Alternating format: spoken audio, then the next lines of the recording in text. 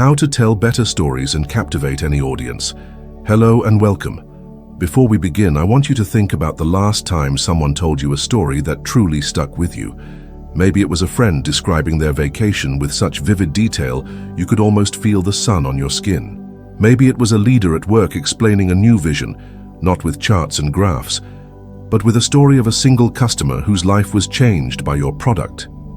Or maybe it was just a simple, funny story from your grandfather that you have heard a dozen times, but it still makes you smile.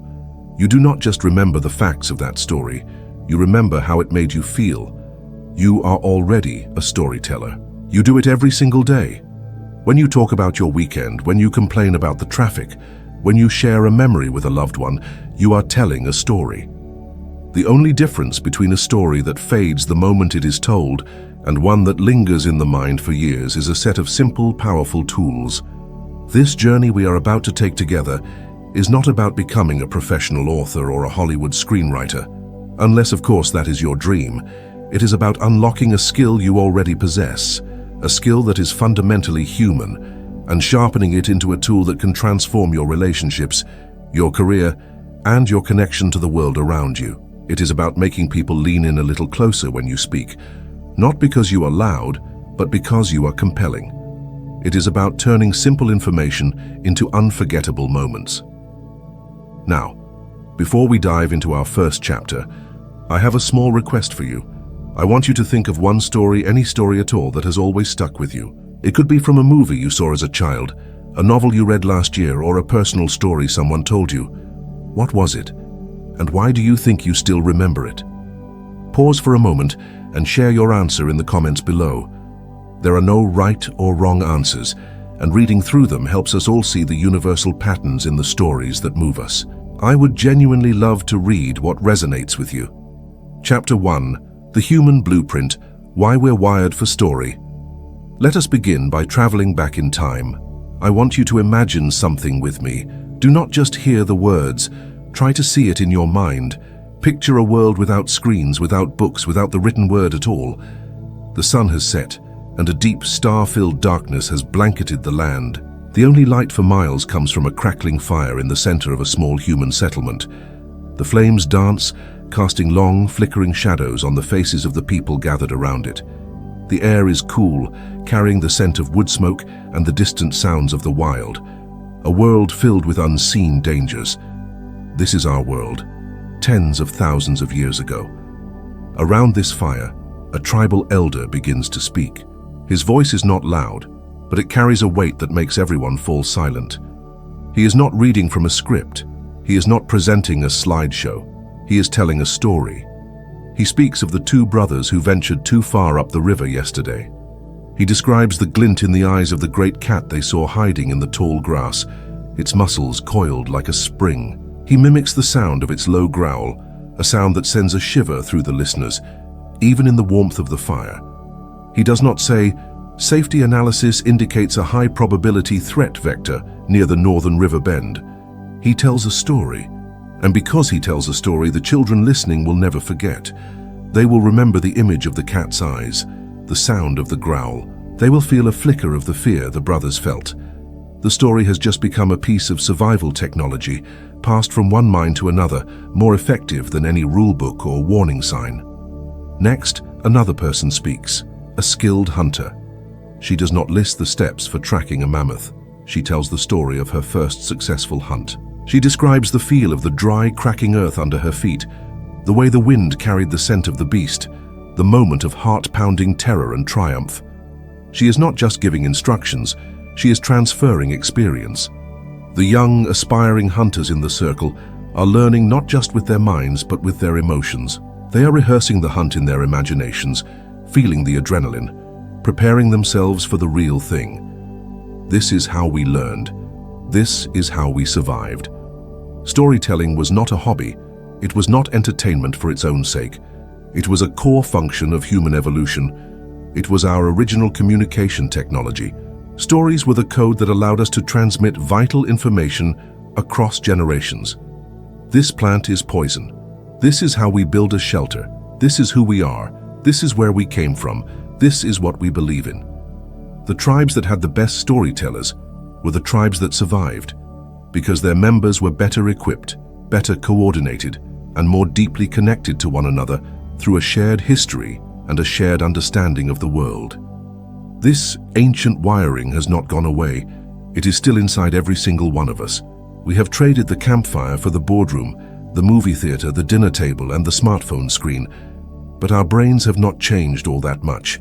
We are still the descendants of those people huddled around the fire, hungry for narrative. We are still wired for story. This is not a philosophical idea or a poetic metaphor.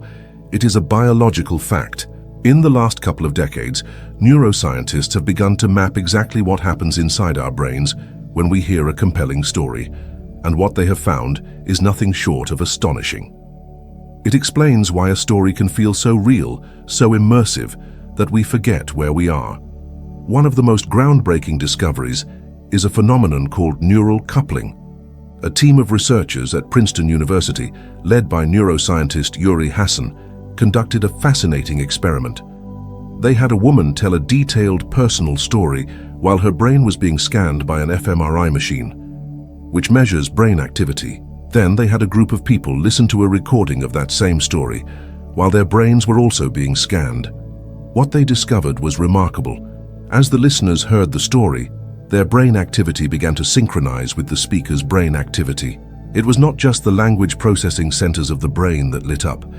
When the speaker described an action, the listener's motor cortex lit up as if they were performing the action.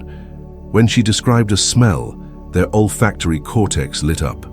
The patterns of brainwaves in the listener's brains started to mirror the patterns in the speaker's brain with a slight delay.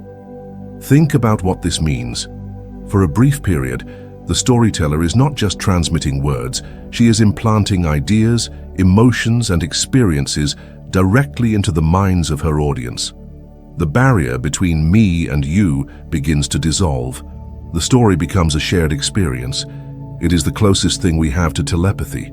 It is the science behind that magical feeling of being on the same wavelength with someone. When a story truly captivates you, it is because your brain is literally syncing up with the storyteller's brain. This is why you can feel your heart race during a chase scene in a movie, or feel a lump in your throat when a character experiences loss. Your brain is not just processing information, it is simulating the experience. This is a profoundly powerful mechanism for connection. It builds empathy and understanding in a way that a list of facts and figures never could. Data keeps us at a distance.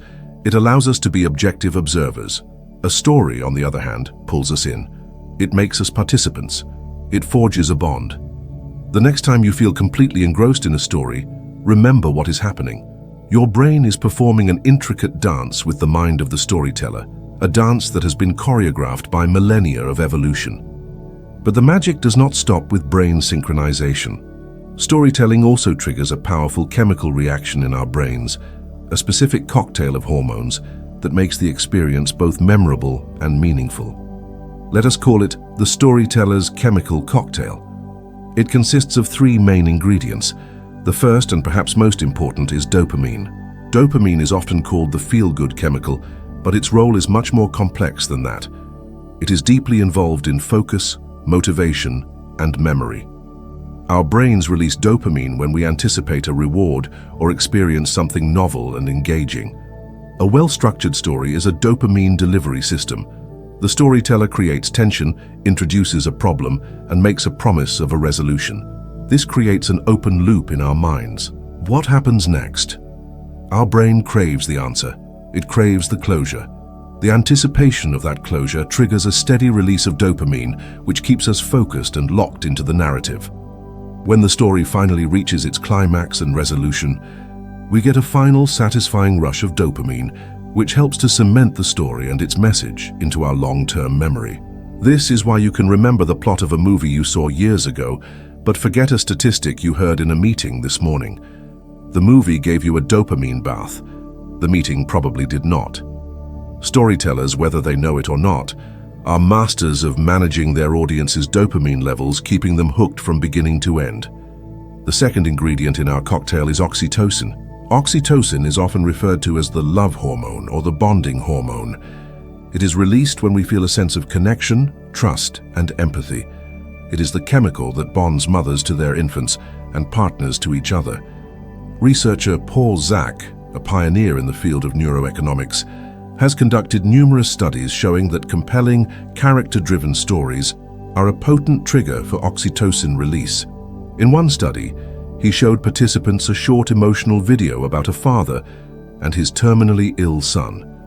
He found that the participants who had the highest spikes in oxytocin were also the ones who were most likely to donate money to a charity for sick children afterward.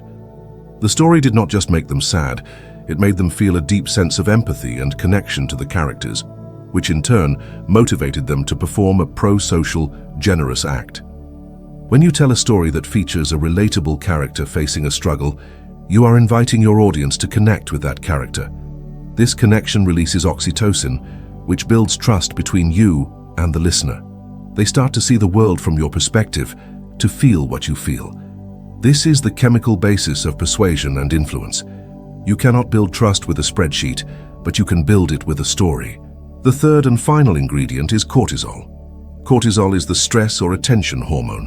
When we are faced with a threat or a challenge, our brain releases cortisol to narrow our focus and heighten our awareness. A story without any conflict or tension is boring. It is a flat line, but a story that introduces a problem, a struggle, or a moment of danger triggers a small release of cortisol in the listener's brain. This is not the chronic, unhealthy stress of a terrible job. It is a short-term, acute stress that grabs our attention and refuses to let go.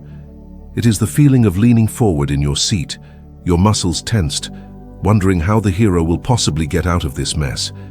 The cortisol focuses the mind, making it hyper-receptive to the information being presented.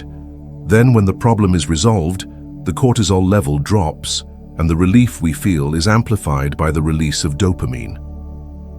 This cycle of tension and release is what makes a story gripping. It is a safe way for us to experience and navigate challenging situations, a sort of flight simulator for life. A great storyteller skillfully manages this chemical dance, using conflict to produce cortisol and focus attention, using character to produce oxytocin and build connection, and using a satisfying structure to produce dopamine and ensure the message is remembered. Now let us bring this down to a very practical everyday level. We have talked about the ancient campfire and the modern laboratory, but how does this play out in your life right now? Let us consider a common scenario. Imagine you are a manager and you need to communicate some bad news to your team. The company's quarterly profits are down 15% due to unexpected supply chain disruptions. You have two ways you can communicate this. The first way is the path of pure fact. You call a meeting, you put up a slide with a downward trending graph, and you say, "Good morning, everyone. As you can see from this chart, our quarterly profits are down 15%. This is primarily due to global supply chain issues that have increased our costs. We will need to tighten our belts and find efficiencies across all departments. Any questions?" Now, what is the reaction in that room? You will likely see blank faces. You might get a few polite nods. People will jot down the number, 15%, in their notebooks. They will understand the information on an intellectual level, but they will not feel it. The message is abstract, cold, and distant. It does not inspire action. It inspires anxiety. It is forgettable. Now let us try the second way, the path of the story. You call the same meeting, but this time, you do not start with the chart. You start with a person. You say, "Good morning, everyone. Before we get into the numbers, I want to tell you about a conversation I had last week. I was talking to Sarah down in logistics. As some of you know, Sarah has been working incredibly long hours, often staying late after her kids are in bed. She told me about one specific shipment, a container filled with the product that our team spent 3 months developing. That container was supposed to arrive in a customer's hands a month ago. Instead, it has been sitting in a port halfway across the world, stuck in a line of hundreds of other ships. Every single day that container sits there, it is not just a number on a spreadsheet for Sarah. She sees the face of the customer who is waiting. She reads the emails from them asking for updates. She feels like we are breaking a promise, and that story of that one container is just one of a dozen others just like it. Those delays, those broken promises, they add up, and they are the reason our profits are down 15% this quarter. Now, what is the reaction in the room? It is completely different. By telling Sarah's story, you have transformed an abstract percentage into a human problem. Your team is not just looking at a graph, they are picturing Sarah, feeling her frustration, and understanding the real-world impact of the supply chain issues. You have activated neural coupling. They are syncing up with the emotion of your story. You have triggered oxytocin. They feel empathy for Sarah and for the waiting customer. You have created a tiny bit of cortisol-driven tension around the problem, and now they are primed with dopamine, eager for the solution. The problem is no longer an abstract number to be dealt with. It is a shared challenge to be overcome. The story did not change the facts. The profits are still down 15%, but it completely changed the meaning of those facts. It provided context, emotion, and a human connection. It turned passive listeners into engaged problem solvers. This is the difference between information and influence. Facts tell, but stories sell. And it is not just about selling a product. It is about selling an idea, a vision, a feeling of shared purpose. You are not just learning a technique when you learn to tell better stories. You are waking up a dormant superpower that has been built into your DNA for hundreds of thousands of years. You are learning to speak the native language of the human brain. We live in a world that is drowning in information. We are bombarded with data, statistics, notifications, and headlines every single minute of the day. In this noisy world, the person who can cut through the clutter is not the one with the most facts, but the one who can weave those facts into the most compelling narrative. Your story is your greatest asset. It is the most powerful tool you have for connecting with other people, for inspiring change, and for making your mark on the world. You do not need to be a natural-born entertainer or a charismatic genius. You just need to understand the blueprint. You need to understand how we are wired. So let us conclude this first chapter with a simple, actionable step. I do not want you to just listen to these ideas. I want you to start using them immediately. Tonight or tomorrow, I want you to perform a small experiment.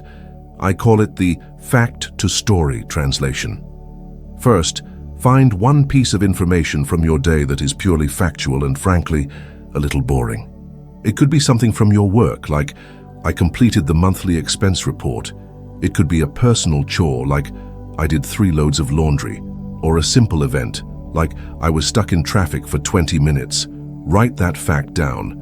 Now, for the second part of the exercise, I want you to try and turn that boring fact into a 1-minute micro-story. Do not try to make it an epic tale.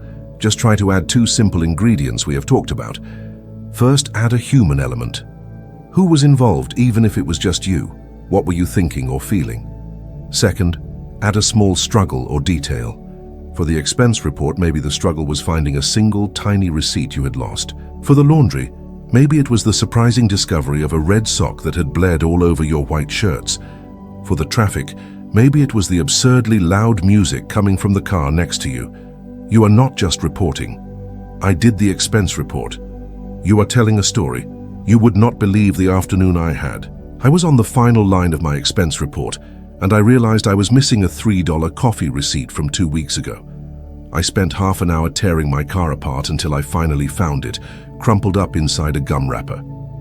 See the difference? One is a dead end. The other is a tiny, relatable story of struggle and triumph. Practice this. Do it once a day. You will start to see that your entire life is filled with stories, just waiting to be told. You will begin to shift your own perception from someone who just experiences a series of events to a storyteller who is gathering material. And that is the first, most crucial step on this journey.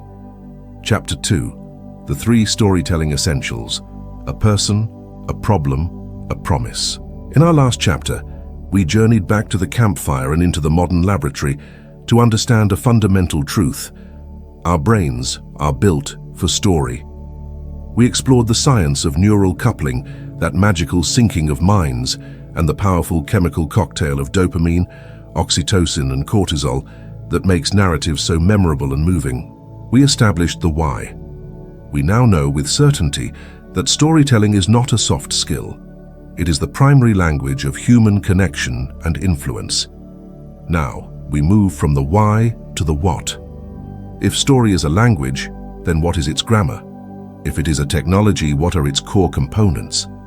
You might think that the world's vast library of stories, from ancient myths carved in stone to the blockbuster movie you streamed last night, must be built from thousands of complex and varied parts. But the truth is far simpler and far more powerful. Nearly every effective story that has ever been told is constructed from just three simple, essential elements. Three primary colors from which all other narrative shades are mixed. Understanding these three pillars is the foundation upon which everything else we will learn is built. They are a person, a problem, and a promise. That is it.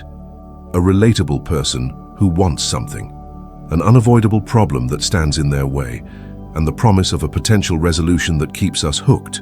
Person, problem, promise. Let us spend our time together in this chapter, breaking down each of these pillars, not as abstract theories, but as practical tools you can start using today to find and shape the stories in your own life. Let us begin with the first and most important pillar, the person. A story cannot exist without someone to experience it. This seems obvious, but the key word here is not just person, it is relatable. The person at the heart of your story is the audience's entry point. They are the avatar, the vessel through which the listener will see, hear, and feel the world you are creating. If the audience cannot connect with this person, they will not care about their journey. And if they do not care, you have lost them before you have even begun. So what makes a character, a person in a story, relatable? It is a common misconception that a relatable character must be heroic or virtuous or just like the listener. That is not true at all.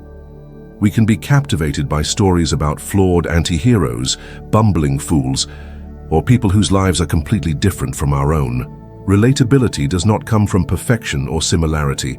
It comes from a single universal human trait: desire.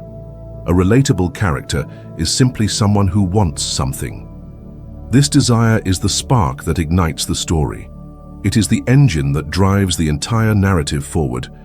The desire can be huge and epic, like a young farm boy who wants to save the galaxy from an evil empire.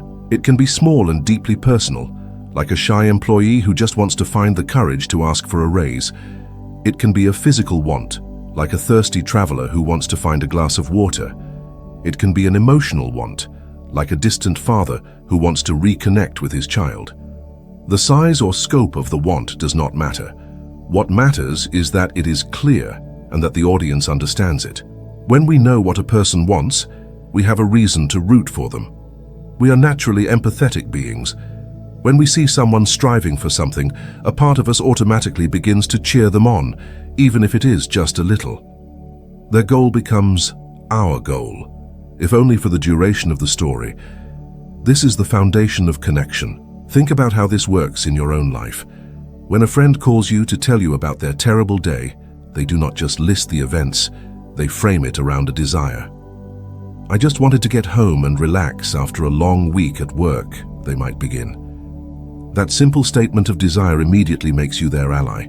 You are on their side. Now every obstacle they describe, the traffic jam, the spilled coffee, the unexpected phone call from their boss, becomes more meaningful because it is standing in the way of that simple, relatable desire. Without knowing what they wanted, the story would just be a series of unfortunate events. But with the desire established, it becomes a compelling narrative of struggle.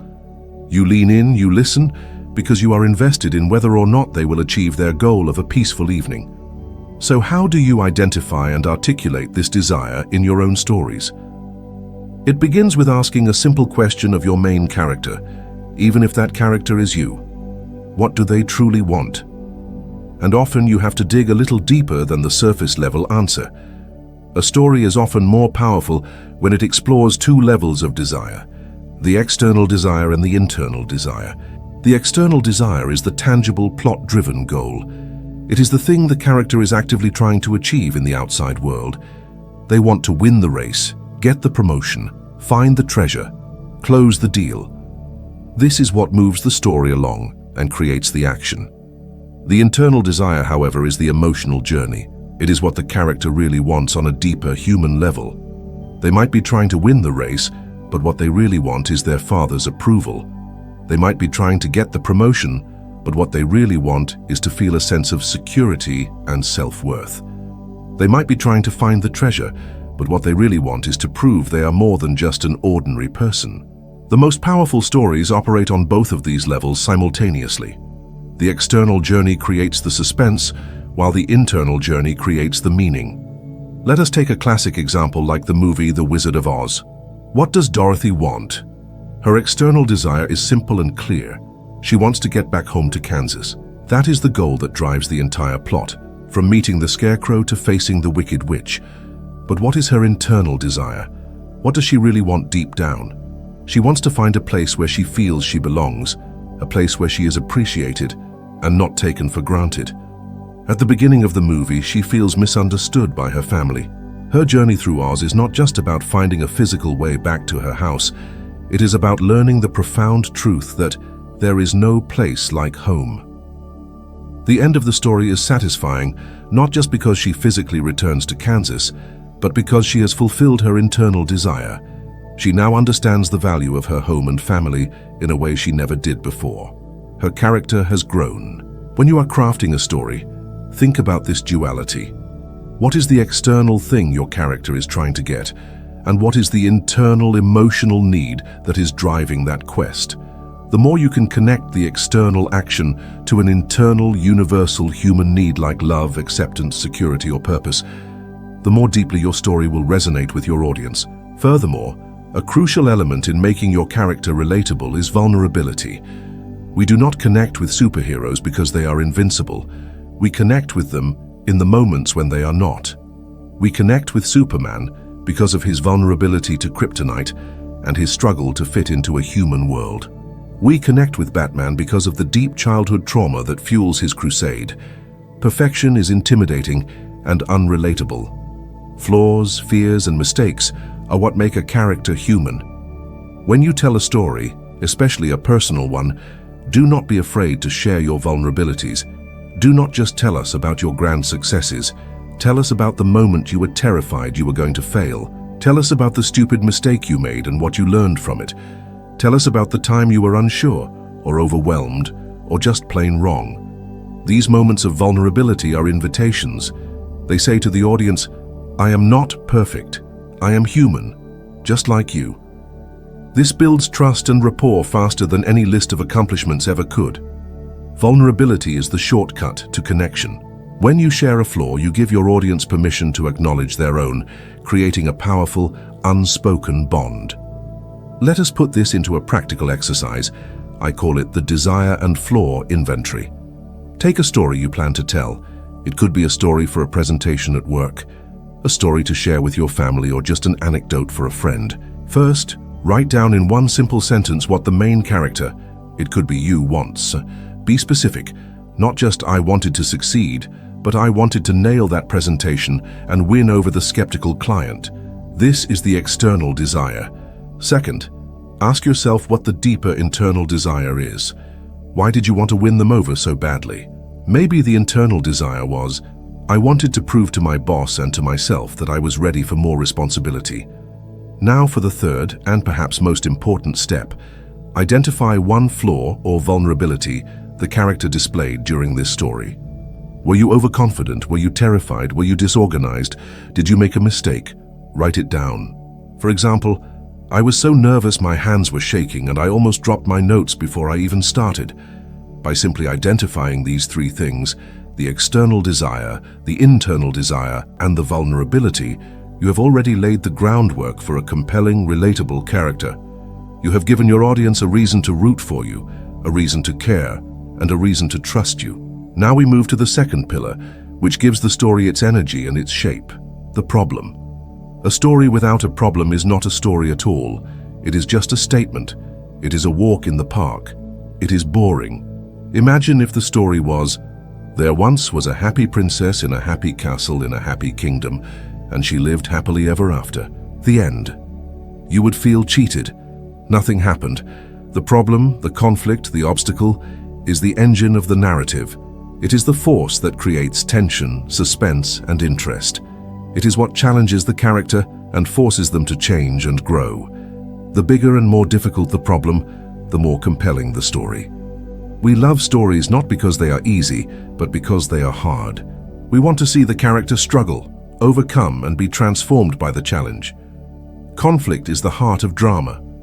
Just like desire, conflict can come in many forms. It is useful to think about two main categories of problems: external conflict and internal conflict. External conflict is the obstacle that exists in the outside world, standing between the character and their desire. It is the dragon guarding the castle, the rival company competing for the same market, the blizzard that snows you in, the difficult boss who will not listen to your ideas. It is a tangible, physical, or social barrier. Most stories are built around a clear external problem. It gives the narrative a clear focus and a measurable goal: defeat the dragon, beat the competition, survive the storm, win over the boss. Internal conflict, on the other hand, is the struggle that takes place inside the character's own mind and heart. It is their fear, their self-doubt, their pride, their past trauma, their conflicting values. It is the voice inside their head that says, "You are not good enough. You are going to fail. You should just give up." While the external conflict provides the action, the internal conflict provides the depth. The best stories weave these two types of conflict together so that the external challenge forces the character to confront their internal demons. For instance, in the movie Jaws, the external problem is very clear: a giant shark is eating people. But the police chief Brody has a deep internal problem. He is terrified of the water. He cannot defeat the external problem, the shark, until he confronts and overcomes his internal problem, his fear. This makes his final victory so much more satisfying. He does not just kill a fish, he conquers his own deepest fear. When you are looking for the problem in your own stories, do not just look for the obvious external obstacle. Look for the internal struggle as well. Maybe the story of your big presentation is not just about the external problem of a skeptical client. Maybe the internal problem was your own lifelong fear of public speaking. The story then becomes not just about winning a contract, but about you finding your voice and conquering a fear. This makes the story 10 times more powerful and inspiring to an audience, because while few people in your audience may have faced a skeptical client, almost everyone has faced a fear. You have taken a specific situation and connected it to a universal human experience. One of the most important functions of the problem in a story is to establish the stakes. The stakes are the answer to the question, what is at stake if the character fails? If the answer is nothing much, then there is no tension. The audience has no reason to be invested in the outcome. A storyteller's job is to make the stakes clear and meaningful. What does the person stand to lose? What do they stand to gain? In a thriller, the stakes might be life and death. In a business story, the stakes might be the future of the company or the livelihoods of its employees. In a personal story, the stakes might be a cherished relationship, a sense of self-respect, or a once-in-a-lifetime opportunity. The higher the stakes, the more we care. You can actively raise the stakes in your storytelling. Let us go back to the example of being stuck in traffic. If you simply say, "I was stuck in traffic for an hour today," it is a complaint, not a story. There are no stakes, but what if you raise the stakes? "I was on my way to my daughter's first ever piano recital. I had promised her, pinky sworn, that I would be in the front row. And then I hit a complete standstill on the highway. I looked at the clock, and I could literally picture her walking onto that stage, looking out into the audience for my face and seeing an empty chair. Do you feel the difference? The problem is no longer traffic.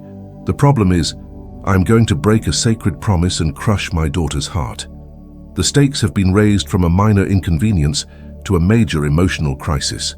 Now we are leaning in. Now we are on the edge of our seats wondering if you will make it. We are hooked because we understand what is at stake. So here is a practical exercise for this pillar. I call it the "and then the stakes got higher" exercise.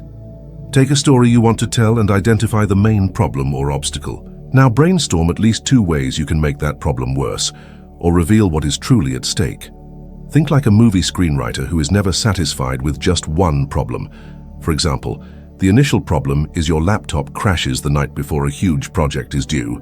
That is a good start. How can you raise the stakes? 1. You realize the only backup you have is on an old hard drive that is stored in your office. but it is midnight and you do not have a key. 2. You remember that a specific, irreplaceable file on that laptop was not just for your job. It contained the only digital copies of your late grandmother's photos. Now the problem is not just about a work project. It is about professional survival and the potential loss of precious memories. By layering the conflict and raising the stakes, you transform a simple problem into a truly gripping narrative. Finally, we arrive at our third pillar, the promise. This is perhaps the most subtle of the three, but it is the element that holds the entire story together and keeps the audience engaged until the very end. The promise is not the resolution itself. It is the question of resolution. It is the glimmer of a potential outcome that you, the storyteller, plant in the mind of the audience from the beginning. It is the central dramatic question that the rest of the story is dedicated to answering. Will the hero defeat the villain? Will the lovers end up together? Will the underdog team win the championship? Will the entrepreneur's risky idea pay off? Will you make it to your daughter's recital on time? The promise creates a state of suspense. It creates an open loop in our brains. And as we learned in the last chapter, our brains crave closure. We will gladly follow a storyteller through all sorts of struggles and complications as long as we believe there is a promise of an answer at the end. This is the glue that binds the narrative. A storyteller makes this promise either explicitly or implicitly near the beginning of the story. You set up the person and their desire, you introduce the problem that stands in their way, and in doing so, you create the promise. The audience now understands the central conflict and is waiting to see how it resolves. For example, in a story about asking for a raise, the moment you say, "I knew I had to go in and talk to my boss," you have made a promise to your audience. The question is now hanging in the air. Will you get the raise or not? Everything that follows, from your nervousness practicing in the mirror to the final conversation in the office, is driven by that central question. The audience will stick with you to hear the answer. Effectively managing this promise is a key skill of a great storyteller. It is about maintaining that narrative tension. You do not give the answer away too early. You introduce complications. You create moments where it seems the character will succeed, followed by moments where it seems they will surely fail. This is the roller coaster of emotion that keeps an audience captivated. Think of a detective story. The promise made at the beginning is that the mystery of who did it will be solved. The rest of the story is a masterclass in managing that promise, presenting false leads, red herrings, and shocking twists, all while keeping the audience guessing before finally delivering the satisfying answer in the final act. So how do you ensure you are making a clear promise in your stories? It comes down to clarity in the setup. Before you dive into the messy middle of your story, make sure your audience understands three things. 1. Who is this story about and what do they want? The person. 2. What is the main obstacle standing in their way? The problem. 3. What are the possible outcomes? What does success look like and what does failure look like? This establishes the stakes and creates the promise. If these three things are clear from the outset, you have successfully made your promise. Let us try a final exercise to tie all three pillars together. I call it the story kernel exercise. The goal is to distill any story down to its three essential components in a single powerful sentence. The formula is, a person wants desire, but problem stands in their way, and we want to know if they will promise. Let us try it with a famous movie. A young lion prince, person, wants to reclaim his rightful place as king, desire. But his evil, power-hungry uncle has taken over the kingdom, problem, and we want to know if he will be able to defeat his uncle and restore balance to the Pride Lands, promise. Let us try it with our personal story. A nervous father, person, desperately wants to see his daughter's first piano recital, desire, but he is stuck in an immovable traffic jam, problem, and we want to know if he will find a way to get there before she plays, promise. Now, it is your turn. Think of a story from your own life, a challenge you faced. It could be big or small. Try to frame it using this sentence structure. Write it down. This simple sentence is your story's DNA. It is the core you can then build upon, adding details, emotions, and descriptions. But if you have this kernel, you have a solid foundation. You have a person to root for, a problem to create tension, and a promise to keep your audience hooked until the very end. These three pillars, the person, the problem, and the promise, are the universal building blocks of narrative. They are not a rigid formula to be followed mindlessly, but a powerful framework to help you see and shape the stories that are all around you and inside you. They are your new lens for viewing the world. Start looking for them everywhere. See them in the movies you watch, the books you read, the news reports you hear, and the casual anecdotes your friends share. More importantly, start looking for them in the events of your own life. When you faced a challenge, you were the person. The challenge was the problem, and the question of whether you would overcome it was the promise. Your life is not a random series of events. It is a collection of stories waiting to be told. By mastering these three essentials, you have taken the second crucial step on your journey. You now have the ingredients. In the next chapter, we will learn the recipe. We will learn how to put them together into a structure that flows, that builds, and that ultimately captivates. Chapter 3. The Timeless Blueprint. The beginning, the muddle, and the end. In our last chapter, we uncovered the three essential ingredients of any compelling story: a relatable person who wants something, an unavoidable problem that creates conflict, and a clear promise of resolution that keeps us engaged. These are the foundational atoms of narrative, but ingredients alone do not make a delicious meal. You need a recipe. You need a structure that tells you how to combine these elements in the right order and in the right proportions to create a satisfying experience for your audience. That is what this chapter is all about. We are moving from the ingredients to the blueprint. We're going to explore the most timeless, durable, and universally understood story structure in human history. It is a pattern so deeply ingrained in our consciousness that we intuitively recognize it, whether we are conscious of it or not. It has been used by storytellers for thousands of years, from ancient Greek playwrights to modern-day TED talkers. It is often called the three-act structure, but I find those terms a little stiff and academic. So we are going to use simpler, more descriptive names for it. We will call it the beginning, the muddle, and the end. Or to be even more descriptive, the setup, the struggle, and the solution. This blueprint is not a restrictive cage that will stifle your creativity. Think of it as the skeleton of your story. It provides the essential form and support, but it is your job to add the flesh, the blood, the heart, and the soul. It is a map for a journey, and every satisfying journey has a clear starting point, an eventful and challenging path, and a meaningful destination. This structure provides that map, ensuring your listeners do not get lost along the way. It guides their emotions, building tension, creating empathy, and delivering a powerful, memorable conclusion. Mastering this blueprint will give you the confidence to shape any experience, any idea, any message into a coherent and compelling narrative. So, let us take a deep dive into each of these three crucial parts of the storyteller's journey. Let us start with part 1, the beginning or the setup. The beginning of your story has a very specific and critical job to do. Its primary purpose is to establish the normal world for your audience. You need to paint a picture of what life is like for your main character before the big problem arrives. This is the before snapshot. Why is this so crucial? Because without understanding the before, the audience cannot possibly appreciate the impact of the after. The transformation that the character undergoes during the story only has meaning if we know who they were at the start.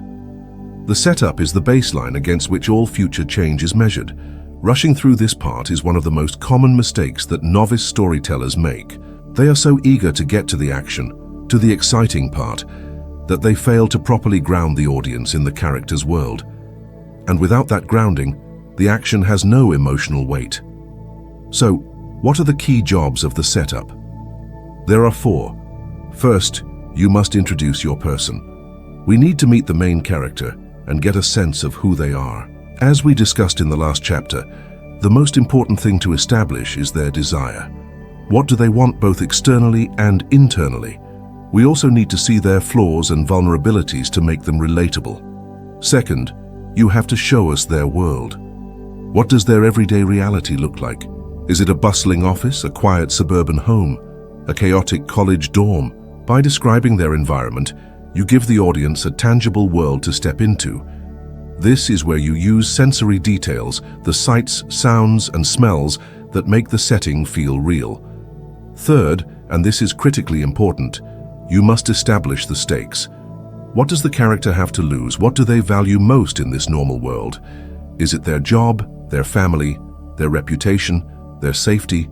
We need to understand what is on the line before the problem threatens it. Without stakes, there is no drama. The fourth and final job of the setup is to introduce the inciting incident. This is a specific moment in time when the problem arrives and shatters the normal world. It is the catalyst for the entire story. It is the phone call with bad news, the arrival of a mysterious stranger, the discovery of a threatening letter, the moment the car breaks down. It is the event that knocks the character off their normal path and sets them on a new, unavoidable journey. The inciting incident marks the end of the beginning and serves as the bridge into the second part of our story, the muddle. Let us look at a simple classic example, the movie Finding Nemo. The setup does a brilliant job of these four things. 1. We meet the person, Marlin, a clownfish who is a loving but deeply fearful and overprotective father. His desire is simple, to keep his only son, Nemo, safe at all costs. His vulnerability is his crippling anxiety, born from a past trauma. 2. We see his world, a safe, quiet anemone in a peaceful corner of the Great Barrier Reef. It is a small, controlled, and safe world he has built. 3. We see the stakes. His entire world, his reason for living, is his son, Nemo. Nemo is all he has left. The stakes could not be higher. 4. The inciting incident. Nemo, in an act of rebellion against his father's fear, defiantly swims out into the open ocean and is captured by a diver. The normal world is shattered. The worst fear has come true. The story has begun. The setup has done its job perfectly. We know who Marlin is, what he wants, what he stands to lose, and the gigantic problem he now faces. Here is an exercise to help you master the setup. I call it the day before exercise. Think about a significant story from your own life, a major challenge or turning point. It could be the story of how you got your first big job, how you met your partner, or how you overcame a major setback. Now, instead of jumping into the story itself, I want you to spend 5 minutes writing or speaking out loud about what your life was like the day before the inciting incident happened. What was your normal routine? What were you worried about? What were you hopeful for? What was your normal world? This exercise forces you to build the before picture, which will make the story of what happened next infinitely more powerful. By the time you introduce the problem, your audience will be fully invested because they will understand the world that has been turned upside down. Now we venture into the second, and usually the longest part of our journey, part 2, the muddle or the struggle. I call it the muddle because this is where things get messy. This is the heart of the story. This is where the character is truly tested. It is where they face obstacles, make mistakes, learn, and grow. The struggle is not a straight line from the inciting incident to the final solution. That would be boring. The struggle is a series of escalating challenges. It is a sequence of attempts and failures. This is the part of the story that proves the old saying, things have to get worse before they can get better. The purpose of the muddle is to take the character to their breaking point, to strip them of their old ways of thinking, and to force them to discover a new strength or a new understanding within themselves. This is where the real transformation happens. A powerful way to structure the muddle is through what screenwriters call try-fail cycles. The character, faced with the problem, comes up with a plan to solve it. They try the plan. It fails. This failure makes the situation even worse than before, raising the stakes. But from that failure, the character learns something important. They gain a new piece of information, a new skill, or a new insight into themselves. Armed with this new learning, they come up with a new, better plan. They try again, and they might fail again, but in a different way. This cycle of trying, failing, learning, and trying again is what makes the middle of a story so compelling. It creates momentum and shows us that the character is not passive. They are actively fighting to achieve their goal. Let us go back to Marlin in Finding Nemo. His muddle is a perfect series of try-fail cycles. His first plan is just to swim after the boat. He tries, but he fails. The boat is too fast. But from this failure, he learns a crucial piece of information. The boat is headed to P. Sherman 42 Wallaby Way, Sydney. He now has a destination. His next plan is to get help. He tries asking a school of fish, but they are not helpful. He fails. But this leads him to bump into Dory. He tries to get rid of her, but he fails. But from this failure, he gains an invaluable ally who can read. Together, they face a series of escalating obstacles: sharks, anglerfish, jellyfish, sea turtles. Each challenge is a try-fail cycle. They try to trick the sharks, but it fails, and they almost get eaten. They try to swim through the jellyfish field, and they almost die. But with each failure, Marlin learns something. He learns to trust someone else, Dory. He learns to let go of his fear and take risks, riding the current with the turtles. He is slowly but surely transforming from the fearful, controlling father he was at the beginning into the brave, trusting hero he needs to be. The Muddle is not just a series of events. It is a carefully designed crucible for character development. In your own stories, think about this phase in the same way. When you are describing a challenge you faced, do not just jump from the problem to the solution. Show us the struggle. Tell us about your first attempt to solve the problem and why it did not work. What was Plan A? How did it blow up in your face? What did you learn from that failure? Then what was Plan B? How was it better than Plan A? And what new obstacle did you encounter? By detailing the process of the struggle, you make your eventual success feel earned and much more impressive. You are also creating a much more relatable and human story. We have all had moments where our first plan did not work out. We have all had to improvise and adapt. Sharing this part of the journey shows your resilience and your humanity. It is far more inspiring to hear about someone who struggled and eventually succeeded than someone for whom success came easily. So our key moment that often occurs in the middle of the muddle is called the midpoint. This is a significant event that changes the game. It can be a moment of false victory, where the character thinks they have solved the problem, only to have it come roaring back in a new and more dangerous way. Or it can be a moment of false defeat, a dark night of the soul, where all hope seems lost and the character is on the verge of giving up. This midpoint often provides the character with a crucial revelation that changes their understanding of the problem and what they need to do to solve it. It raises the stakes again and propels the story toward its final confrontation. For Marlin, a key midpoint is when he sees his son is alive in the fish tank through the diver's mask. Hope is rekindled, but the problem has now changed. It is no longer just about finding Nemo, but about breaking him out of a glass box. This gives him and the audience a new burst of energy to get through the rest of the struggle. Here is an exercise for shaping the middle of your story. I call it the obstacle and revelation map. Take your story's central problem. On a piece of paper, write down at least 3 distinct obstacles the character had to face in trying to solve it. For each obstacle, write down what the character tried to do, their plan, and how it failed. Then, next to each failure, write down the one important thing the character learned or the revelation they had as a result of that failure. What new piece of information, skill, or self-knowledge did they gain? This map will help you see the middle of your story, not as a confusing muddle, but as a purposeful sequence of events where every setback serves the character's ultimate growth and leads them logically toward the final solution. Finally, after navigating the challenges of the muddle, we arrive at our destination. Part 3, the end or the solution. This final part of the blueprint is itself composed of 2 key moments: the climax and the resolution. The climax is the grand finale.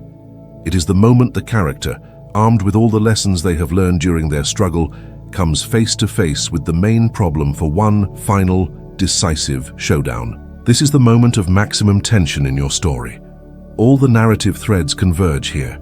The central question posed by the promise at the beginning of the story is about to be answered. Will the hero win? Will the goal be achieved?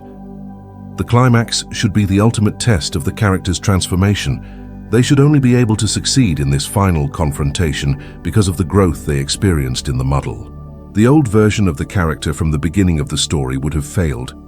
In Finding Nemo, the climax is not when Marlin finds Nemo. It is the moment shortly after, when Dory is caught in a fishing net along with a whole school of fish. The fishermen are pulling the net up and Dory is about to be killed. Nemo has a risky plan. All the fish have to swim down together to break the net. The marlin from the beginning of the movie, the fearful, overprotective marlin, would have screamed, "No, Nemo, it's too dangerous. Stay with me."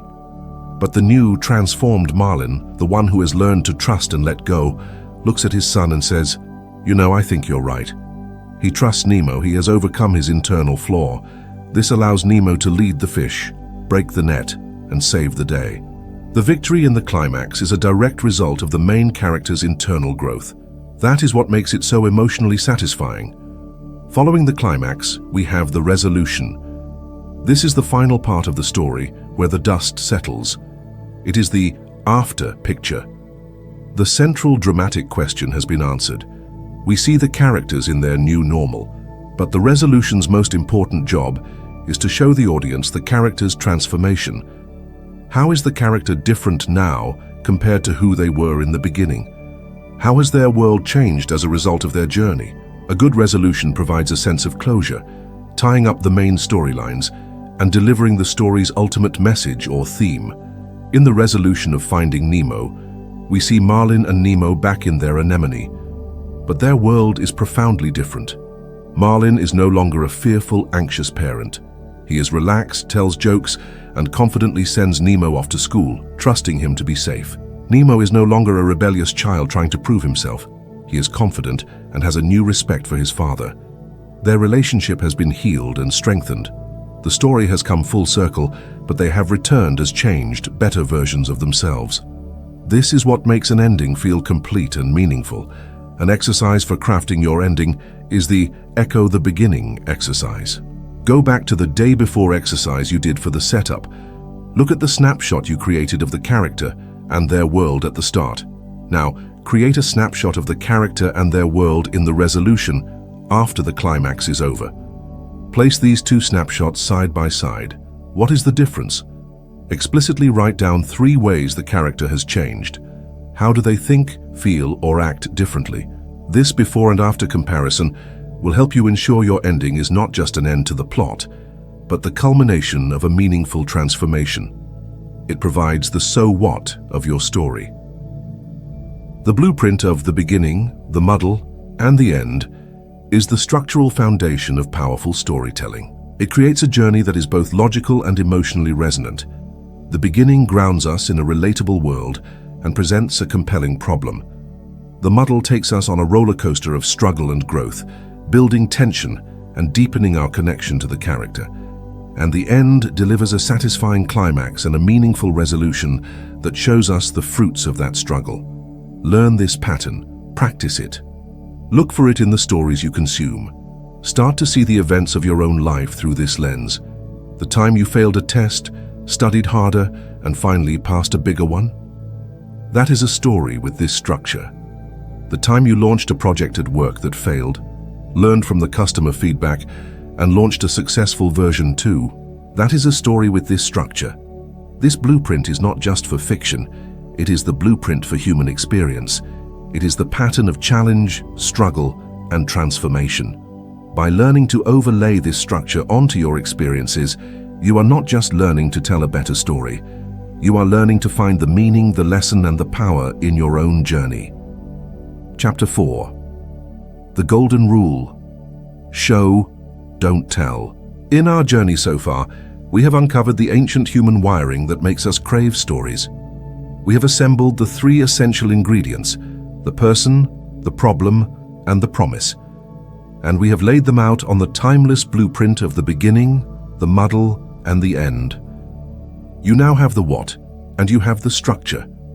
Now we arrive at the technique that breathes life into that structure. This is the skill that separates the flat, forgettable narrator from the storyteller who can conjure worlds inside the minds of their audience. It is a piece of advice so foundational, so universally agreed upon by writers, filmmakers, and speakers of every kind, that it is often called the golden rule of storytelling. And it is this: show, do not tell. What does this actually mean? On the surface, it seems simple, But this simple principle is a gateway to a profound shift in how you communicate. It is the difference between giving your audience a report and giving them an experience. Telling is stating a fact. Showing is creating a feeling. Telling is giving the audience the summary. Showing is inviting them into the moment to witness it for themselves. Let me give you a quick, clear example. I could tell you, my friend Bob was very happy he got the job. That is a piece of information. You understand it intellectually. You nod and you move on. Your brain has processed the fact and filed it away. It required almost no effort, and as a result, it will leave almost no impression. Now, what if I showed you instead? When Bob got off the phone, a slow smile spread across his face, the kind he had not worn in years. He let out a little laugh that sounded more like a gasp, and then, right there in the middle of the crowded coffee shop, he threw his head back and yelled, "Yes!" so loudly that the barista dropped a cup. He did not even notice. He just pumped his fist in the air, a look of pure, unadulterated triumph in his eyes. Do you feel the difference? I never used the word happy. I did not have to. I did not tell you his emotion. I showed you the evidence of his emotion. I gave you a series of specific, concrete actions and images that allowed you to arrive at the conclusion of happy all on your own. And because you did that work, because your brain had to assemble those images and interpret them, the feeling is 100 times more powerful and 1,000 times more memorable. You were not a passive receiver of a fact. You were an active witness to a moment of joy. This is the magic of showing. It transforms your audience from spectators into participants. It is the single most powerful tool you have for creating empathy, emotion, and engagement. It is not just a rule for writers. It is a fundamental principle of powerful human communication. In this chapter, we are going to break down this golden rule into a set of practical, actionable tools that you can use to transform your own stories from dull reports into vivid, unforgettable experiences. We are going to learn how to activate the 5 senses of your audience, how to use action and dialogue to reveal character, and how to harness the incredible power of specificity. To truly understand why showing is so much more effective than telling, we need to revisit what we learned about the brain in our first chapter. Remember neural coupling, the way a listener's brain activity starts to mirror the speaker's. That phenomenon is supercharged by showing. When you tell your audience it was a scary night, you are only activating the language processing centers of their brain, like Wernicke's area and Broca's area. They are simply decoding words. But when you show them by saying, "The wind rattled the window pane in its frame, and every creak of the old floorboards upstairs sounded like a footstep," you are doing something far more complex and powerful. The phrase "rattled the window pane" activates a part of the listener's auditory cortex. The image of the creak of the old floorboards activates a part of their visual and auditory cortex. You have lit up their brain like a pinball machine. You are not just giving them words to decode, you are giving their brain a scene to simulate. The audience is not just hearing about a scary night. Their brain is constructing the experience of a scary night in a safe context. This is why showing feels so immersive. It is a full brain workout, while telling is just a light jog for the language centers. You are literally pulling the listener out of their own head and placing them directly into the scene. The most direct path to this full brain immersion is through the 5 senses. We experience the world through sight, sound, smell, touch, and taste. When you neglect these in your storytelling, you are creating a sterile, 2-dimensional world. But when you consciously weave in sensory details, your story suddenly springs into 3-dimensional life. Let us break down how to use each of these one by one. First, let us start with the most obvious one, the sense of sight. When people say, "Paint a picture with your words," this is what they are talking about.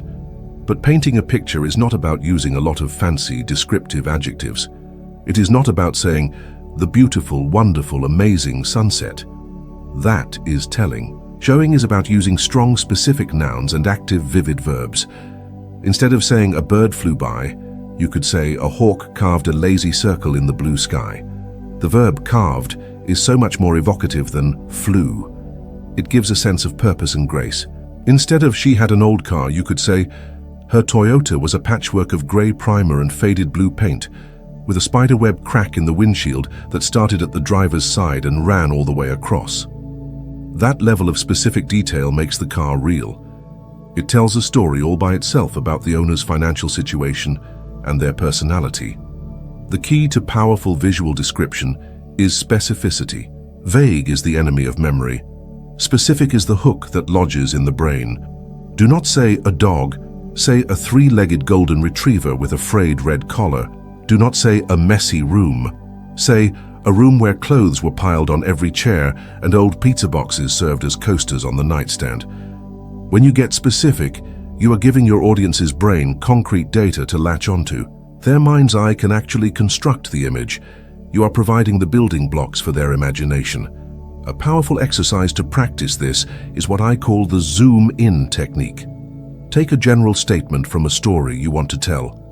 For example, I walked into a busy restaurant. Now zoom in. What is one specific visual detail you could focus on to show that it is busy? Maybe it is the waiters weaved through the tables like dancers, their trays held high above their heads. Now zoom in even further on one of those waiters. One young waiter had a single bead of sweat tracing a path down his temple as he carefully placed a steaming plate of pasta in front of a customer. By zooming in on one tiny specific detail, you have conveyed the feeling of busy far more effectively than the word itself ever could. You have given us a mini-story within the scene. Next, let us talk about the sense of sound. In our visually dominated world, sound is often the storyteller's secret weapon.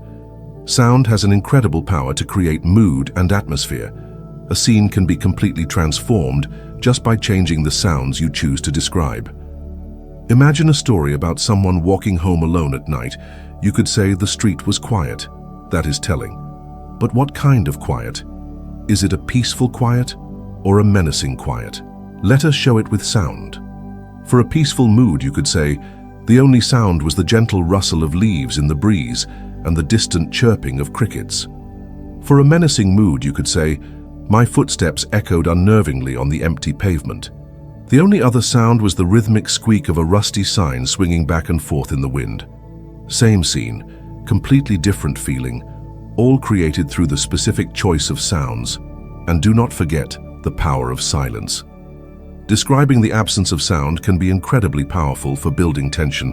He shouted her name into the darkness and waited. The silence that answered him was heavier and more final than any noise. Silence creates a vacuum that the listener's imagination rushes to fill, often with their own worst fears. Dialogue is also a form of sound. Do not just report what people said. Think about how they said it. What was the tone of their voice? Did they whisper? Did they shout? Did their voice crack with emotion? Instead of she told him she was leaving, you could show it through sound. I'm leaving, she said, her voice so quiet he had to lean in to hear it, each word as brittle as a dried leaf. This auditory detail adds a whole layer of emotional texture to the story. An exercise for sound is the soundscape exercise. The next time you're in an interesting environment, a coffee shop, a park, a train station, close your eyes for 60 seconds. Just listen. Try to identify at least 5 distinct sounds. Are they loud or soft, rhythmic or random, near or far? Then try to describe them with the most specific verbs you can think of. The hum of the refrigerator, the hiss of the espresso machine, the clatter of a fork on a plate. Training your ear to notice the world's soundscape will give you a rich palette to draw from in your storytelling. Now for a sense that is deeply, almost mysteriously powerful. The sense of smell. Of all our senses, smell has the most direct and potent connection to the parts of our brain that process emotion and memory, the amygdala and the hippocampus. A single scent can transport us back in time with a speed and clarity that no other sense can match. The smell of chlorine can instantly take you back to childhood swimming lessons. The smell of a certain perfume can conjure the memory of a person you once loved. The smell of sawdust can remind you of your grandfather's workshop. Because of this powerful neurological connection, weaving smells into your stories is a shortcut to your audience's emotional core. You can use smell to establish a setting in an instant. Instead of saying, I walked into the old library, you could say, the moment I opened the door, I was hit by that unique library smell, a comforting mix of aging paper, leather book bindings, and floor polish. That one sentence does more to create a feeling of place than a whole paragraph of visual description. You can also use smell to reveal character or emotion. The smell of antiseptic in a hospital corridor can instantly create a feeling of anxiety. The smell of freshly baked bread wafting from a kitchen can create a feeling of warmth and comfort. An exercise for this sense is the scent memory exercise. Take a moment and think of 3 powerful memories from your life. Now try to identify one specific smell associated with each of those memories. Was it the smell of rain on hot pavement during a summer storm? The salty air of your first trip to the ocean? The exhaust fumes from the bus you took to school every day? Connecting your own memories to scents will make it more natural to include these powerful details in the stories you tell others. Let us move on to the sense of touch. Touch is the sense of intimacy and connection. It is how we physically interact with the world. Describing textures, temperatures, and physical sensations can make your story feel tangible and real, as if the listener could reach out and touch it. It grounds the story in the physical body of the character, helping the audience to feel what they are feeling. Instead of saying it was cold outside, you can show it through the sense of touch. The wind cut through my jacket like a knife, and the icy air stung my cheeks. Instead of the blanket was soft, you could say, I ran my hand over the blanket, its worn fleece as soft as a cloud against my skin. You can describe the texture of an object, like the rough, splintery wood of an old park bench, or the smooth, cool surface of a marble countertop. You can describe the feeling of an action, like the jarring impact of a fall, or the gentle pressure of a reassuring hand on your shoulder. A particularly powerful way to use the sense of touch is to describe the character's internal physical sensations. This is a direct line into their emotional state.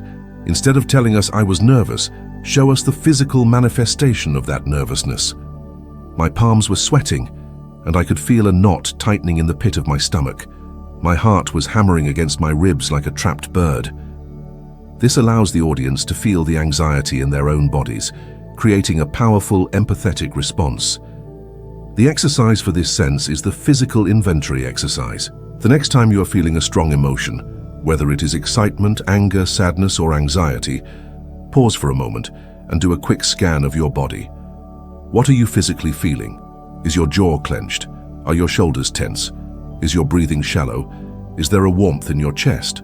By becoming more aware of your own physical responses to emotion, you will have a rich, authentic library of details to use when describing the emotional states of the characters in your stories. Finally, we have the sense of taste. While it is the least frequently used of the 5 senses in general storytelling, it can be incredibly potent when used at the right moment. Taste, like smell, is deeply connected to memory and emotion. A specific taste can be a powerful symbol or a turning point in a story. You can describe the bitter taste of bad coffee on the morning of a difficult day. You can describe the sweet, celebratory taste of champagne after a major victory. You can use taste metaphorically to describe an emotional experience. For example, the words of his apology were sweet, but I could still taste the bitterness of his betrayal underneath. Or victory, when it finally came, tasted like the salt of my own sweat. When used sparingly and with purpose, a detail about taste can be a surprising and memorable jolt that adds a unique layer of richness to your narrative. Activating the 5 senses is the first major pillar of showing, not telling. But it does not stop there. The second pillar is about revealing character through action and dialogue. A common mistake is to tell the audience about a character's personality traits.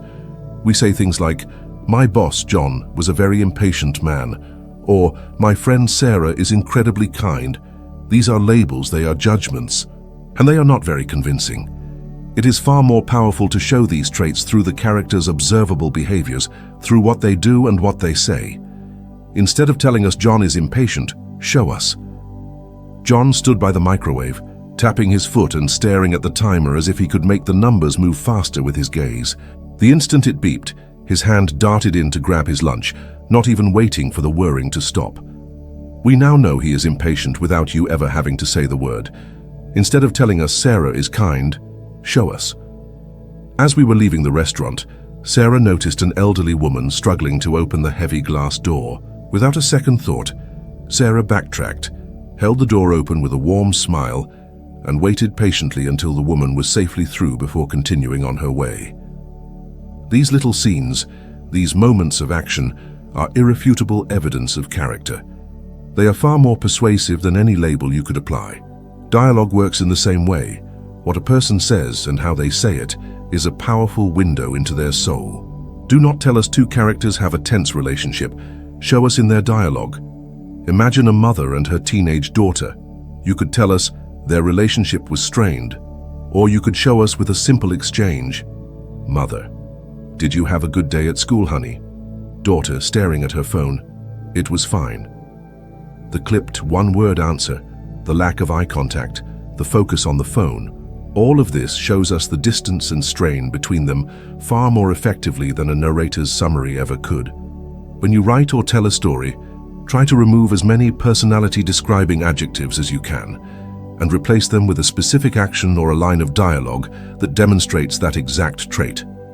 This forces you to be a more observant and empathetic storyteller. This brings us to the third pillar of showing, which is really the foundation for all the others: the incredible power of specificity. We have touched on this already, but it deserves its own spotlight because it is a concept that will revolutionize your ability to communicate. The human brain is wired to ignore the general and pay attention to the specific. Abstractions are forgettable. Concrete details are sticky. An abstract word is a word that represents an idea, a quality, or a concept. Words like success, freedom, happiness, beauty, and injustice. You cannot take a picture of success. You cannot hold happiness in your hand. A concrete word, on the other hand, represents something you can experience with your senses. A diploma, a key turning in a lock, a baby's laugh, a sunset over the ocean, a broken window. Here is the secret. You cannot make an audience feel an abstract concept directly, but you can give them a concrete image that evokes the feeling of that concept. This is the heart of all powerful communication. Do not talk about the abstract idea. Give us the specific, tangible evidence. Do not tell us about the injustice of a situation. Tell us the story of one specific person who was affected by it. Show us their face, tell us their name, describe the specific details of their struggle. The story of one person will create more empathy and a greater desire for justice than a mountain of statistics about millions. Do not tell your team at work that you need to focus on innovation. That word is abstract and meaningless. Instead, tell them a story about a specific customer who is struggling with a problem that you could solve with a new idea. Make the problem concrete. Do not talk about the importance of company values. Tell a story about a specific time when an employee lived out one of those values in a difficult situation. A powerful exercise for this is the evidence list. Take an abstract word that you want to communicate. Let us say it is community. Now make a list of at least 5 specific, concrete, sensory pieces of evidence that would show you that a strong community exists. Your list might look something like this. 1. The sound of neighbors greeting each other by name on the street. 2. Mr. Henderson using his snowblower to clear the sidewalk for the elderly woman next door. 3. The smell of barbecue smoke from a neighborhood block party in the summer. 4. A sign in a coffee shop window for a lost cat with dozens of little paper tabs already torn off by people who want to help. 5. The feeling of a dozen hands helping you move a heavy couch into your new apartment. See how much more powerful and real those specific images are. They are mini-stories that bring the abstract concept of community to life. Whenever you find yourself using a big abstract word in your storytelling, stop and ask yourself, what is the concrete evidence for this? What is the specific image I can show my audience that will make them feel it for themselves? This principle of showing, not telling, is not just for grand, dramatic stories. It is a tool for everyday communication. When you are giving a presentation, do not just tell your audience the data. Show them the story behind the data. When you are in a job interview and they ask you about your strengths, do not just say, "I am a hard worker." That is telling. Show them. Tell them a specific story about a time you stayed late, went the extra mile, and solved a difficult problem. When you are trying to comfort a friend, do not just say, "Everything will be okay." That abstract platitude often falls flat. Instead, show them you care. Say something like, "I can see how much this is hurting you. I am here with you." Acknowledging their specific pain is a form of showing.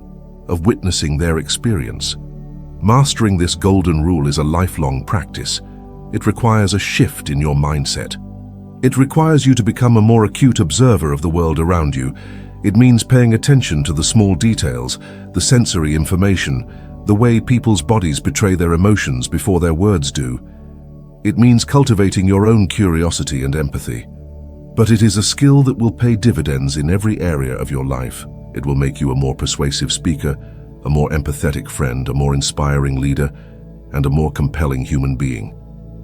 You have the power to not just share information, but to share experiences. You have the ability to make people feel what you feel, to see what you see. You do it by grounding your stories in the real, tangible, sensory world. You do it by trusting your audience, by giving them the evidence and letting them connect the dots. You do it by remembering the golden rule. Do not just tell me, show me. Chapter 5. The Art of the Hook and the Grace of the Exit. A story is a journey you take with your audience. Like any journey, it has a beginning and an end. And in storytelling, these two moments, the very first and the very last, hold a disproportionate amount of power. The beginning of your story determines whether the audience will even agree to come on the journey with you. The end of your story determines what they will remember about that journey long after it is over. You could have the most brilliant, insightful, and transformative message in the middle of your story, but if you cannot capture your audience's attention at the start, they will never hear it. And if you do not end your story with purpose and clarity, that brilliant message will evaporate into thin air. Mastering the art of the hook and the grace of the exit is the difference between a story that makes a fleeting impression and a story that makes a lasting impact. In this chapter, we will dissect these two critical moments. We will explore the psychology of first and last impressions, and I will provide you with a toolkit of practical, powerful techniques to ensure you start strong and finish even stronger. Let us begin with part 1, the art of the hook. Think of the modern world we live in. We are swimming, no, we are drowning in a sea of information. Every moment of every day, 100 different things are competing for our most precious and finite resource, our attention. Your smartphone is buzzing with notifications. Your email inbox is relentlessly filling up.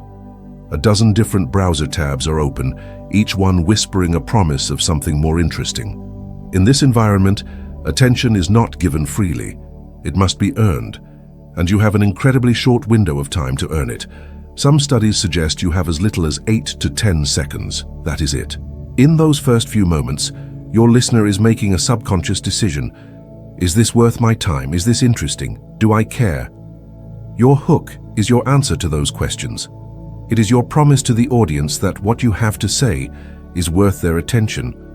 A weak, slow, rambling start is the single fastest way to lose an audience before you have even begun. A strong hook, on the other hand, is like a powerful magnet. It seizes the listener's curiosity and pulls them irresistibly into your narrative. So how do you create a powerful hook? It is not about being loud or gimmicky. It is about understanding and leveraging human psychology. A great hook works by intentionally creating a small, intriguing gap between what the listener knows and what they want to know. This is called the curiosity gap. Our brains are wired to hate open loops and unanswered questions. When presented with a puzzle or a mystery, we feel an almost physical need to find the solution, to close the loop. A hook is a device for creating that open loop in your listener's mind. Let us explore several specific techniques you can use to do this. First, there is the question hook. This is one of the simplest and most effective hooks in the toolkit. By starting with a question, you immediately engage the active, problem-solving part of your audience's brain. You are not just talking at them, you are prompting them to think and reflect. This instantly transforms them from passive listeners into active participants. The question could be rhetorical, designed to make them ponder a universal theme. Have you ever wondered why we remember some moments with perfect clarity while whole years of our lives seem to fade away? It could be a direct question that asks them to recall a personal experience. What was the single worst piece of advice you have ever received? This is powerful because it immediately makes the topic personal to them. Or it could be a provocative question that challenges a common assumption. What if I told you that everything you know about setting goals is wrong? The moment you ask a question, you create a vacuum. The listener's brain wants to fill that vacuum with an answer, and they will keep listening to see how you answer it yourself. The second technique is the shocking statement hook. This hook works by violating your audience's expectations. You say something surprising, counterintuitive, or even controversial. This jolt to their system immediately grabs their attention and makes them ask, "What? Why would they say that?" You have created an instant curiosity gap. For example, a speech about learning from failure could begin with, "The single greatest professional achievement of my life began on the day I was fired." A story about resilience could start with, "I am here today because of a car crash that should have killed me." A talk about creativity could start with, "The most creative people I know are also the laziest." This type of hook is powerful because it short-circuits the listener's internal monologue. They cannot help but lean in and listen to the story that justifies such a bold and unexpected claim. It promises a story with a twist, a narrative that will not follow the predictable path. A third, and very cinematic technique, is the in media res hook, which is Latin for "in the middle of things." With this hook, you drop your audience directly into a moment of peak action or high drama, with no prior context or explanation. You start right in the thick of the struggle. For instance, you could begin a story with, "The first thing I smelled was burning rubber," or "Do not move a muscle," the voice whispered behind me, or "I was holding a positive pregnancy test in my hand, and the only thought in my head was, this cannot be happening." This hook is incredibly effective because it creates a massive information gap. The audience is immediately flooded with questions. Where are we? Who is speaking? What led to this moment? What happens next? They are disoriented in an intriguing way. They have no choice but to keep listening to get the backstory and find out how the situation resolves. You have hooked them with suspense from the very first word. You have started your story at the beginning of Act 2, the muddle, and you promise to fill in Act 1, the setup, as you go along. A fourth technique is the anecdotal hook. This involves starting with a very short, self-contained mini-story that encapsulates the larger theme of your main story or message. This is a favorite technique of many great speakers. It works because, as we know, people are wired for story. By starting with a story, even a tiny one, you're immediately speaking the brain's native language. It builds instant rapport and human connection. A presentation on teamwork could start like this. "Last week, my 6-year-old daughter was trying to build a massive Lego tower all by herself. It kept falling over and she was getting more and more frustrated, on the verge of tears. Her older brother came over, and without a word he started holding the base steady for her. Together they built it twice as high as she could have alone. That simple moment reminded me of what we are here to talk about today." This little story is disarming, relatable, and it perfectly frames the abstract topic of teamwork in a concrete, emotional way. Finally, you can use a statistical hook, but with a crucial twist. Starting with a dry statistic is usually a recipe for boredom. According to a 2022 study, 43% of employees are disengaged at work. This is information, but it has no impact. To make a statistic a hook, you have to humanize it. You have to make it tangible and personal to the audience. You could take that same statistic and frame it like this. "I want everyone in this room to look to the person on your left. Now look to the person on your right. Statistically speaking, one of the three of you is completely disengaged at your job, counting the minutes until you can go home. See the difference? You have taken an abstract percentage and placed it right in the room. You have turned a number into a human drama, prompting everyone to wonder, is it me? Is it them? You have made the data feel personal and urgent. Choosing the right hook depends on your audience, your topic, and your own personal style. The key is to be intentional. Before you begin any story, ask yourself, what is the most intriguing, curiosity-provoking, or emotionally resonant way I can possibly start this? Practice writing or saying 5 different hooks for the same story. This will train you to think like a storyteller who respects the value of their audience's attention. Remember, the goal of the hook is singular, to earn you the next 30 seconds. And then the job of the next 30 seconds is to earn you the next minute. It is a chain of earned attention, and it all starts with that powerful first impression. Now we travel to the other end of the journey, to part 2, the grace of the exit. The way you end your story is just as important, if not more so, than how you begin it. The end is what stays with your audience. It is what they will be thinking about as they walk away. It is the part of your story that is most likely to be remembered and repeated. This is backed by a well-documented psychological principle known as the peak end rule, identified by Nobel laureate Daniel Kahneman. His research found that our memory of an experience is not an average of every moment. Instead, we tend to remember two things with disproportionate clarity: the emotional peak, the most intense moment, and the very end. This means the final moments of your story have a huge influence on how the entire journey is perceived and what message is ultimately retained. A great story with a weak, fumbled ending is a missed opportunity. It is like a brilliant joke with a bungled punchline. A graceful, powerful exit, on the other hand, can cement your message and leave your audience feeling inspired, moved, and satisfied. So what does a graceful exit look like? It is the opposite of just trailing off, running out of steam, and saying something like, "So, yeah, that's my story." A purposeful ending has a job to do. It needs to provide a sense of closure, reinforce the central message, and solidify the emotional impact of the narrative. Let us explore several powerful techniques for ending your stories with grace and intention. The first and most straightforward technique is the takeaway, or the moral. This is where you explicitly state the lesson or the central message of your story. After you have taken the audience through the character's journey, the setup, the struggle, and the climax, you zoom out and tell them what it all meant. And that's how I learned that failure is not the opposite of success.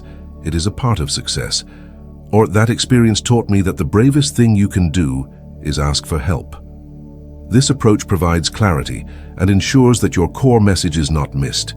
The key to making this work without sounding preachy or condescending is to frame it from a place of personal discovery. You are not telling the audience what they should learn. You are sharing what you learned. You are offering your experience as a gift, a piece of hard-won wisdom that they can take or leave. It is a humble and effective way to ensure your point lands. A more elegant and sophisticated technique is the full circle, also known as the bookend. This is where you intentionally connect your ending back to your beginning.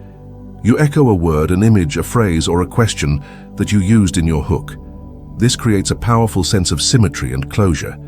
It makes the story feel complete and perfectly self-contained, like a beautiful sealed loop. For example, if you started your story with the question hook, "Have you ever had a day where absolutely everything seems to go wrong?" You could end it by saying, "So the next time you have a day where everything seems to go wrong, I want you to remember the story of that broken down car and the lesson it taught me about finding opportunity in the middle of chaos." If you started with an image of a locked door, you can end with the image of a key turning in that lock. This technique is incredibly satisfying for the listener's brain. It resolves the tension created in the hook and gives the story a feeling of being intentional and well-crafted from start to finish. A third technique, which relies on the principles we learned in the last chapter, is the lingering image. With this exit, you do not explicitly state the moral. Instead, you end on a single powerful sensory image that encapsulates the core emotion or theme of the story. You zoom in on a specific, concrete detail and let that image do the work. For example, a story about reconciliation with a family member could end with, "We did not say much more that night. We just sat there on the old porch swing, our shoulders gently bumping together in the quiet darkness, watching the fireflies begin to light up the yard." A story about achieving a difficult goal could end with, "And as I crossed the finish line, I looked down at my worn-out running shoes covered in the dust of 1,000 miles and I smiled." These final images are like the last frame of a movie. They are emotionally resonant and they stick in the memory. They trust the audience to understand the feeling and the meaning without having it spelled out for them. It is a powerful way to end, showing your audience the emotional truth rather than telling them. A fourth technique, which is particularly important in leadership, business, or any persuasive context, is the call to action. After you have shared a story that has created an emotional connection and illustrated a point, a call to action tells the audience what you want them to do next. Your story has prepared the soil. The call to action is where you plant the seed. It should be a clear, simple, and direct invitation. A story about the importance of mentorship could end with, "So I have one simple request for each of you today. Think of one person who has helped you on your journey. By the end of this week, I want you to call them or send them a message and simply say thank you." A story used in a sales presentation about a customer's problem could end with, "And that is why we built this tool." If you are tired of facing that same frustration, I invite you to come and see a demo with me after this session.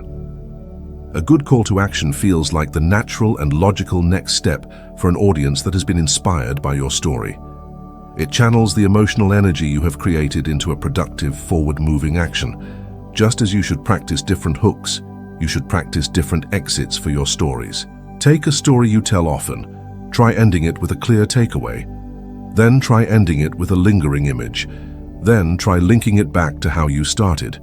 See how each ending changes the overall feel and impact of the story. There is no single best way to end a story. The right choice depends on your goal. Do you want to provide clarity? Use the takeaway. Do you want to create a feeling of artistic satisfaction? Use the full circle. Do you want to leave an emotional echo? Use the lingering image. Do you want to inspire action? Use the call to action. The beginning and the end are the bookends of your narrative. They are the moments of maximum leverage.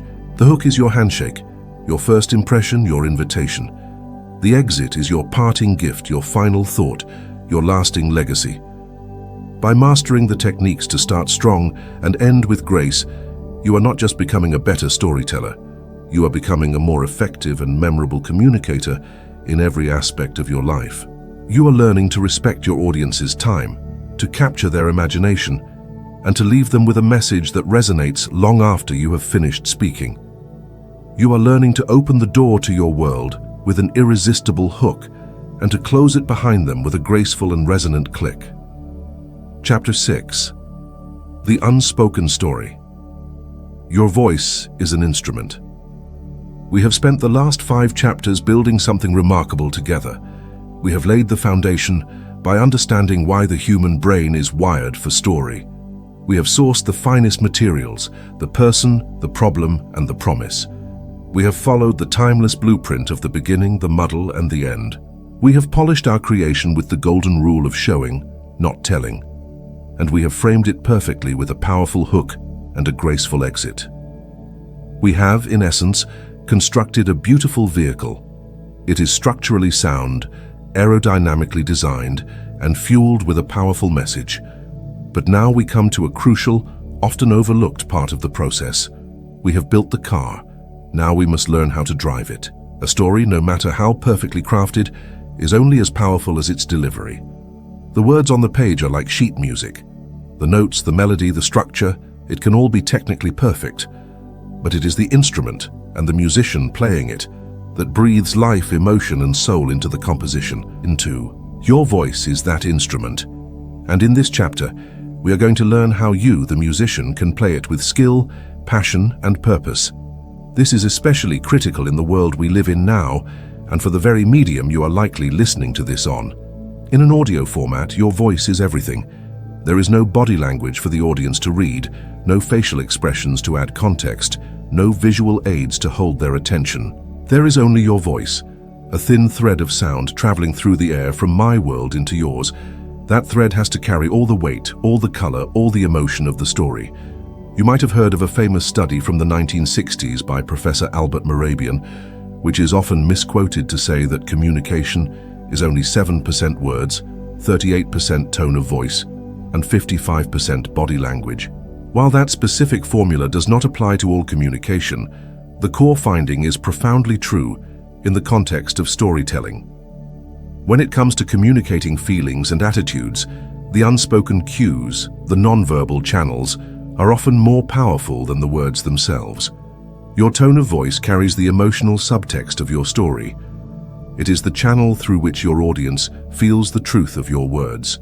A story told with a flat, monotone, lifeless voice is a story that will die on arrival in the listener's ear. But a story told with a dynamic, expressive, and authentic voice can take root in their mind and blossom in their heart. Do not let this intimidate you. This is not about becoming a classically trained actor or a dramatic voiceover artist. You do not need to have a deep, booming radio voice.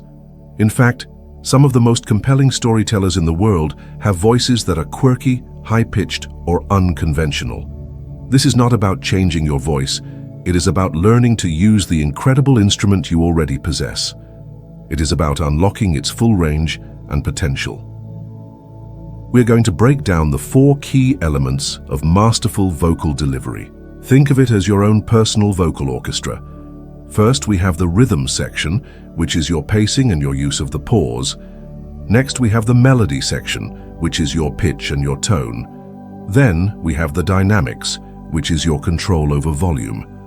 And finally, conducting this entire orchestra, ensuring it all works together in perfect harmony, is the most important element of all: your authenticity. By the end of this chapter, you will not just see your voice as a tool for speaking words. You will see it as a powerful instrument for creating feeling, building connection, and making your stories truly unforgettable. Let us begin with the rhythm section, the very heartbeat of your story, pacing. Pacing is simply the speed at which you speak, but its effect is anything but simple. Your pace is a powerful signal to your audience's subconscious. It tells them how to feel about the information you are delivering. A faster pace naturally creates a sense of excitement, urgency, or even anxiety. Think about how you sound when you are recounting a thrilling sports play or a near miss in traffic. Your words tumble out, your sentences shorten, your pace quickens. This communicates excitement to the listener, and their heart rate might even increase slightly to match yours.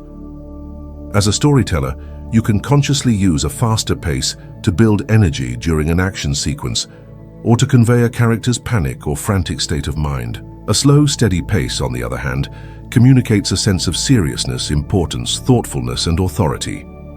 When you want to deliver a profound insight, a key piece of wisdom, or a somber, emotional moment, slowing down your speech is a non-verbal cue to your audience that says, "Pay attention. This matters." It gives your words weight and gravity. It allows the listener the mental space to absorb the significance of what you are saying. The biggest mistake that inexperienced or nervous speakers make is that they have only one pace: too fast. Nerves create adrenaline, and that adrenaline makes us want to rush to get it over with. We speak in a breathless torrent of words with no variation, no rhythm. This not only makes it difficult for the audience to follow, but it also signals our own discomfort, which in turn makes the audience feel uncomfortable. The key to masterful pacing is not to find one correct speed, but to develop the ability to vary your pace intentionally to match the content and emotion of your story. Your story should not be a flat, straight highway. It should be a winding country road with thrilling straightaways where you can pick up speed and sharp curves where you need to slow down and take in the view. But the most powerful tool in the entire pacing toolkit is not about speaking at all. It is about its opposite: silence. The pause is the single most underrated, underutilized, and yet most powerful device in spoken storytelling. The novice speaker fears silence. They think of it as dead air, a sign that they have forgotten their words or lost their place. They rush to fill every possible millisecond with sound, using filler words like ah, like, and you know. But the masterful storyteller understands that a pause is not an absence of communication. It is a form of communication. A well-timed pause is not empty space. It is a frame that you place around your words to give them significance. It is the punctuation of speech, and just like in writing, it provides clarity, structure, and emotional emphasis. Let us break down the different kinds of pauses and the jobs they do. First, there is the dramatic pause. This is the pause you use right before a major reveal, a punchline, or a shocking twist in your story. It is the moment of suspense. For example, everyone in the room turned to look at the security footage, and on the screen, the person walking out with the missing diamonds was, pause, his own business partner. That small moment of silence creates a powerful tension in the listener's mind. It is the equivalent of a drum roll. It makes the brain lean in, hungry for the information that is about to come. Without that pause, the reveal loses half its impact. Second, there is the processing pause. You use this pause after you have delivered a complex idea, a powerful emotional statement, or a particularly dense piece of information. This is an act of generosity to your audience. It gives them a moment to catch their breath, to let the idea sink in, to process what you have just said and what it means. If you share a profound emotional insight like, "And in that moment I realized that I had been seeking my father's approval my whole life from a man who was incapable of giving it," and then you immediately rush into the next sentence, you have robbed your audience of the chance to truly feel the weight of that statement. A 2 or 3 second pause after a line like that gives them the space to have their own emotional reaction, to connect it to their own lives. It says, "I know that was heavy. Let's sit with it for a second." Third, there is the emphasis pause. This is a very short pause placed directly before a keyword or phrase to make it stand out. It is like verbally underlining a word.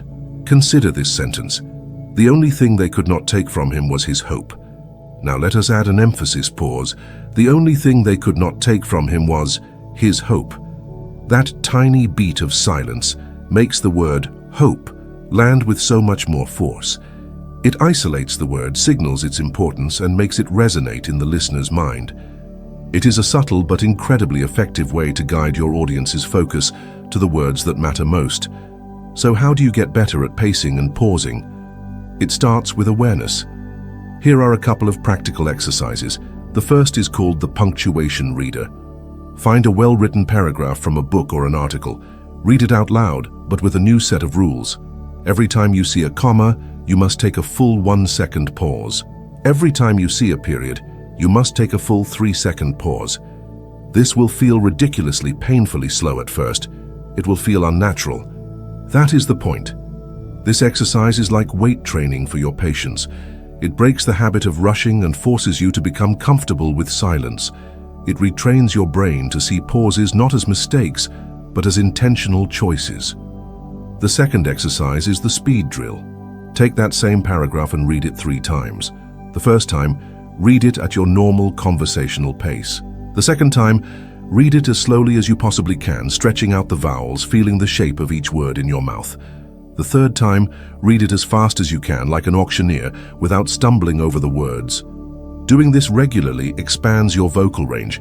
It gives you conscious control over the accelerator and the brake, so you can vary your speed at will rather than being stuck in one gear. And for those of you creating audio content, when you prepare your script, do not be afraid to literally write your pauses in. Make a mark, like a slash, where you want to take a short breath, and a double slash, where you want a longer, more meaningful pause. This turns an unconscious art into a conscious craft. Now let us move to the melody section of our orchestra, pitch and tone. If pacing is the rhythm of your story, then pitch and tone are its music. Pitch is the highness or lowness of your voice on a musical scale.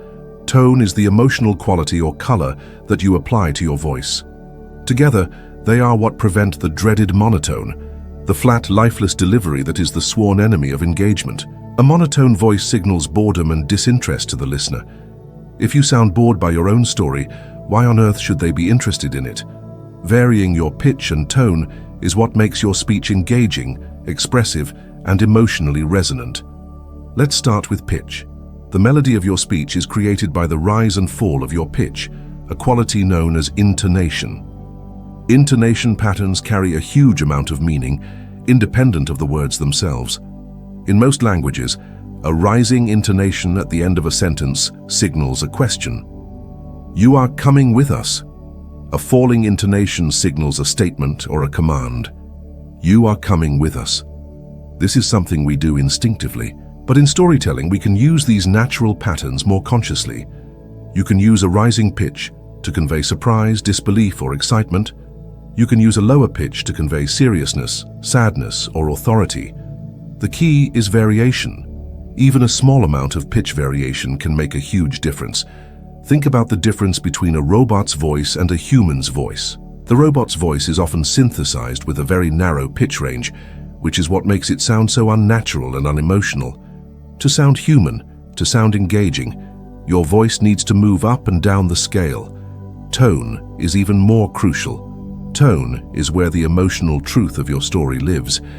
It is the feeling that rides on the sound waves underneath your words. You can say the exact same set of words with a dozen different tones, and each one will have a completely different meaning. Think about the simple phrase, "I am fine." Said with a bright, cheerful tone, it means, "I am genuinely happy." Said with a flat, clipped tone, it means, "Leave me alone." Said with a shaky, quiet tone, it means, "I am on the verge of tears." The words are the same, but the tone tells the real story. As a storyteller, your ability to control and vary your tone is what allows you to convey the full spectrum of human emotion. You can adopt a conspiratorial tone when sharing a secret, a nostalgic tone when recounting a cherished memory, a sarcastic tone when making a witty observation, or an awe-filled tone when describing something magnificent. Your tone is your emotional paintbrush. So, how do you develop a richer, more varied pitch and tone? One of the best exercises is called the emotional range repeater. It is simple but incredibly effective. Choose a completely neutral sentence, something like, "The sky is blue today," or "I'm going to walk to the corner store." Now, your task is to say that neutral sentence out loud, but try to convey a specific, different emotion each time, using only your pitch and tone. First, say it as if it is the most joyful, exciting news you have ever heard. Now say it as if you are heartbroken and on the verge of tears. Now say it as if you are deeply suspicious of the corner store. Now say it as if you are furiously angry about the blueness of the sky. This exercise feels silly, which is part of its power. It disconnects the emotional delivery from the literal meaning of the words, allowing you to focus purely on the vocal technique. It is like a singer practicing scales. You are stretching your vocal and emotional muscles, expanding the palette of colors you have available when you tell a real story. Another powerful technique is to think about character voices. Even if you are telling a personal non-fiction story, you will likely quote or describe other people. You do not need to be a master impressionist, but making a small shift in your pitch or tone when you are speaking as another person can add incredible texture and clarity to your story. When you quote your gruff, skeptical old boss, you might drop your pitch slightly and make your tone a bit flatter. When you quote your energetic, optimistic child, you might raise your pitch and speed up your pace. These small shifts create a cast of characters in the listener's mind, making the story more dynamic and easier to follow. It breaks up the monotony of your own narrator voice and adds a layer of performance that is incredibly engaging. Next in our orchestra, we have the dynamics, volume. Just like in a piece of music, your story should have loud parts and quiet parts. Your ability to control your volume adds yet another layer of emotional texture and emphasis. Most people mistakenly think that to be a powerful speaker, you need to be a loud speaker. This is not true. Constant loudness is just as monotonous and fatiguing to listen to as a constant monotone. True vocal power comes from your dynamic range, your ability to move between loud and quiet for strategic effect. Getting louder can be a powerful tool for conveying emotions like excitement, joy, or anger. It can be used to emphasize a key point or to create a moment of high drama. If you are describing the climax of a race, your volume might naturally rise as the runners approach the finish line. This builds energy and pulls the listener into the excitement of the moment. However, often the most powerful moments in a story come not when you get louder, but when you get quieter. Lowering your volume even to a near whisper can create an incredible sense of intimacy and importance. It is a non-verbal cue that you are sharing something secret, something vulnerable, something that requires close attention. It makes the audience, literally and figuratively, lean in. Imagine you are telling a ghost story. You build the atmosphere with a normal voice, and then, right when you get to the scariest part, you drop your volume and slow your pace. And from the shadows at the end of the hall he heard a sound, lower volume, a faint scratching sound, I do whisper, coming from inside the closet. The drop in volume is far more terrifying than a shout would be. It creates a sense of dread and intimacy that is utterly captivating. In a personal story, you can use a lower volume to share a moment of vulnerability or a profound realization. It signals to the audience that this is a moment of quiet significance, a glimpse into your inner world. The key to effective use of volume, as with pace and pitch, is contrast. The shift from one volume level to another is what grabs attention. If you have been speaking at a normal conversational volume for a while, a sudden increase in volume will be a jolt that re-engages a wandering mind. Similarly, after a loud and energetic passage, dropping into a sudden quiet can be incredibly dramatic and effective. To practice this, try the whisper to a shout exercise.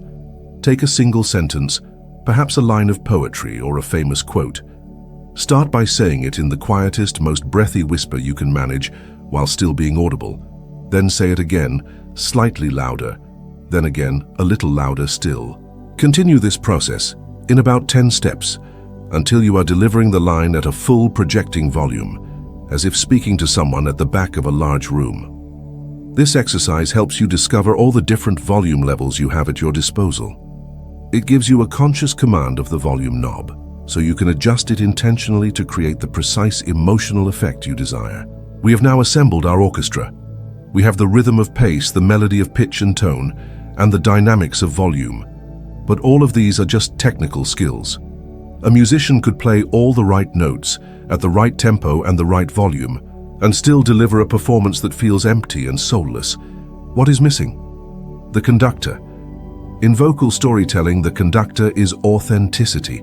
This is the element that ties everything together and gives it meaning. Authenticity is the source from which all your vocal expression should flow. The goal of all these techniques is not to learn how to fake emotions you do not feel. It is not about becoming a phony performer. The audience, especially a modern audience, has a highly sensitive detector for inauthenticity. They can spot it instantly, and the moment they do, the trust is broken. The connection is lost. The goal is to learn how to give your genuine, authentic emotions a clearer channel through your voice. It is about removing the barriers between what you feel inside and what the audience hears outside. So how do you cultivate an authentic delivery? It starts with internal connection. Before you tell a story, especially an emotional one, take 30 seconds to reconnect with the feeling of that story yourself. Do not just think about the words, think about the experience. If you are about to tell a story about a moment of profound joy, close your eyes and remember what that joy actually felt like in your body. If you are about to tell a story about a painful loss, allow yourself to feel a small, safe echo of that grief. When you connect with the genuine emotion internally, your voice will naturally and authentically begin to reflect it. Your pace will adjust, your tone will color, your volume will modulate, all without you having to consciously perform it. Your authentic feeling becomes the conductor, and your vocal techniques become the orchestra that responds to its direction. A wonderfully practical technique for achieving this is what I call the tell a friend method. So often when we know we are being recorded or are speaking to an audience, we stiffen up. We put on our speaker voice, which is often a more formal, less expressive version of ourselves. The tell a friend method is a mental trick to bypass this. As you prepare to tell your story, instead of picturing a faceless audience, I want you to picture one specific person, your best friend, your partner, your sibling, someone with whom you feel completely comfortable and can be yourself. Imagine you are sitting across from them at a kitchen table with a cup of coffee, and you are just going to tell them this story. How would you speak to them? You would naturally be more conversational, more expressive, more you. Your pauses would be more natural. Your tone would have more color. Practice telling your story this way. Even when you are recording, keep the image of that one friendly, trusted face in your mind. This simple mental shift can radically transform your delivery from a stiff performance into a warm, authentic conversation. Finally, a crucial part of authenticity is embracing imperfection. A perfect, flawless, polished delivery can sometimes feel sterile and inhuman. It is often in the small imperfections that our true humanity shines through. A slight crack in your voice when you are telling a sad story is not a mistake. It is a powerful, authentic signal of genuine emotion. A little laugh that breaks through in the middle of a funny anecdote is not a flaw. It is a moment of shared joy. Do not be afraid of these moments. Do not edit them out. These are the moments where your audience stops seeing you as a narrator and starts seeing you as a fellow human being. They are powerful points of connection. Your voice is a unique and miraculous instrument. There is no other voice on the planet exactly like it. It has been shaped by your biology, your experiences, your personality. It is the sonic signature of you. The journey of mastering your vocal delivery is not about sanding down its unique qualities to sound like someone else. It is about learning to play your own unique instrument with its full range of expression. It is about having the courage to let your authentic self be heard. So I encourage you to start practicing. Record yourself on your phone. Tell a short story, any story, and then listen back. Do not judge yourself harshly. Just listen with curiosity. Listen like a musician. Where is the rhythm? Where is the melody? Where are the dynamics? Where does it sound like you, and where does it sound like you are performing? This simple act of listening is the first step. It is the beginning of a journey that will make you not just a better storyteller, but a more present, expressive, and connected communicator in every part of your life. Because your story deserves to be heard, and your voice is the instrument that will carry it into the world. Chapter 7. Finding Your Gold. Where to discover your best stories. We have now spent a considerable amount of time together assembling a powerful toolkit. You understand the profound why behind storytelling. You know the essential ingredients. You have the blueprint for construction. You have the golden rule for making it vivid, the secrets to a powerful opening and close, and the knowledge of how to use your own voice to bring it all to life. There is a very real possibility that at this point in our journey, a persistent and nagging voice has begun to whisper in your mind. It is a voice of doubt, a voice you may have been hearing for years, and it is saying something like this. This is all very interesting. These tools and techniques make sense, but they are for other people. They are for people who have lived exciting lives, people who have traveled the world, started companies, overcome dramatic tragedies, or had incredible adventures. My life is not like that. My life is normal. It is routine. It is boring. I do not have any good stories. If you are hearing that voice, I want you to know that you are not alone. In fact, this is perhaps the single most common and most debilitating belief that prevents people from unlocking their power as a storyteller. It is a myth, a powerful and pervasive one, that a good story requires a dramatic, life-altering event. We have been conditioned by Hollywood movies and epic novels to think that stories are about car chases, saving the world, and once-in-a-lifetime romances. And because our own lives do not look like that, we conclude that they are devoid of story. I am here today to tell you with every ounce of conviction I possess that this belief is a lie. It is the greatest illusion that stands between you and your innate ability to connect with other human beings. Your life, the one you are living right now, in all of its supposed normalcy and routine, is a gold mine. It is an inexhaustible reservoir of powerful, relatable, and moving stories. You are not empty. You are overflowing. You are just not yet trained in the art of prospecting. You have not yet learned how to see the gold that is lying all around you, disguised as everyday rocks. This chapter is dedicated to shattering that illusion forever. We are going to trade the storyteller's toolkit for the prospector's pickaxe and pan. We are going to learn how to sift through the river of your own experience and find the shimmering flakes of gold that are waiting there. This is not about inventing or exaggerating. It is about discovering, reframing, and recognizing the narrative power that already exists within you and your life's journey. We will begin by shifting our fundamental mindset, learning to see our lives not just as a series of events to be lived, but as a collection of stories to be gathered. We will then establish a simple, powerful system, the story bank, for capturing these moments before they fade. And finally, we will explore a rich and varied landscape of memory, using a series of powerful prompts as our treasure map, guiding us to the places where your most potent stories are buried. By the end of this chapter, you will never again be able to say, "I do not have any stories." Instead, the question will become, which one of my stories should I tell first? The first and most critical step in this process is a fundamental shift in your mindset. Right now, you may be living your life as a passive experiencer. Things happen to you. You react, you feel, and you move on to the next thing. The days and weeks blur together in a haze of routines and responsibilities. To become a storyteller, you must shift from being a passive experiencer to an active collector. You must become the curator of your own life. You must become an anthropologist of your own existence. This sounds grand, but it is a simple change in attention. It means cultivating a state of gentle, persistent curiosity about your own life and the world around you.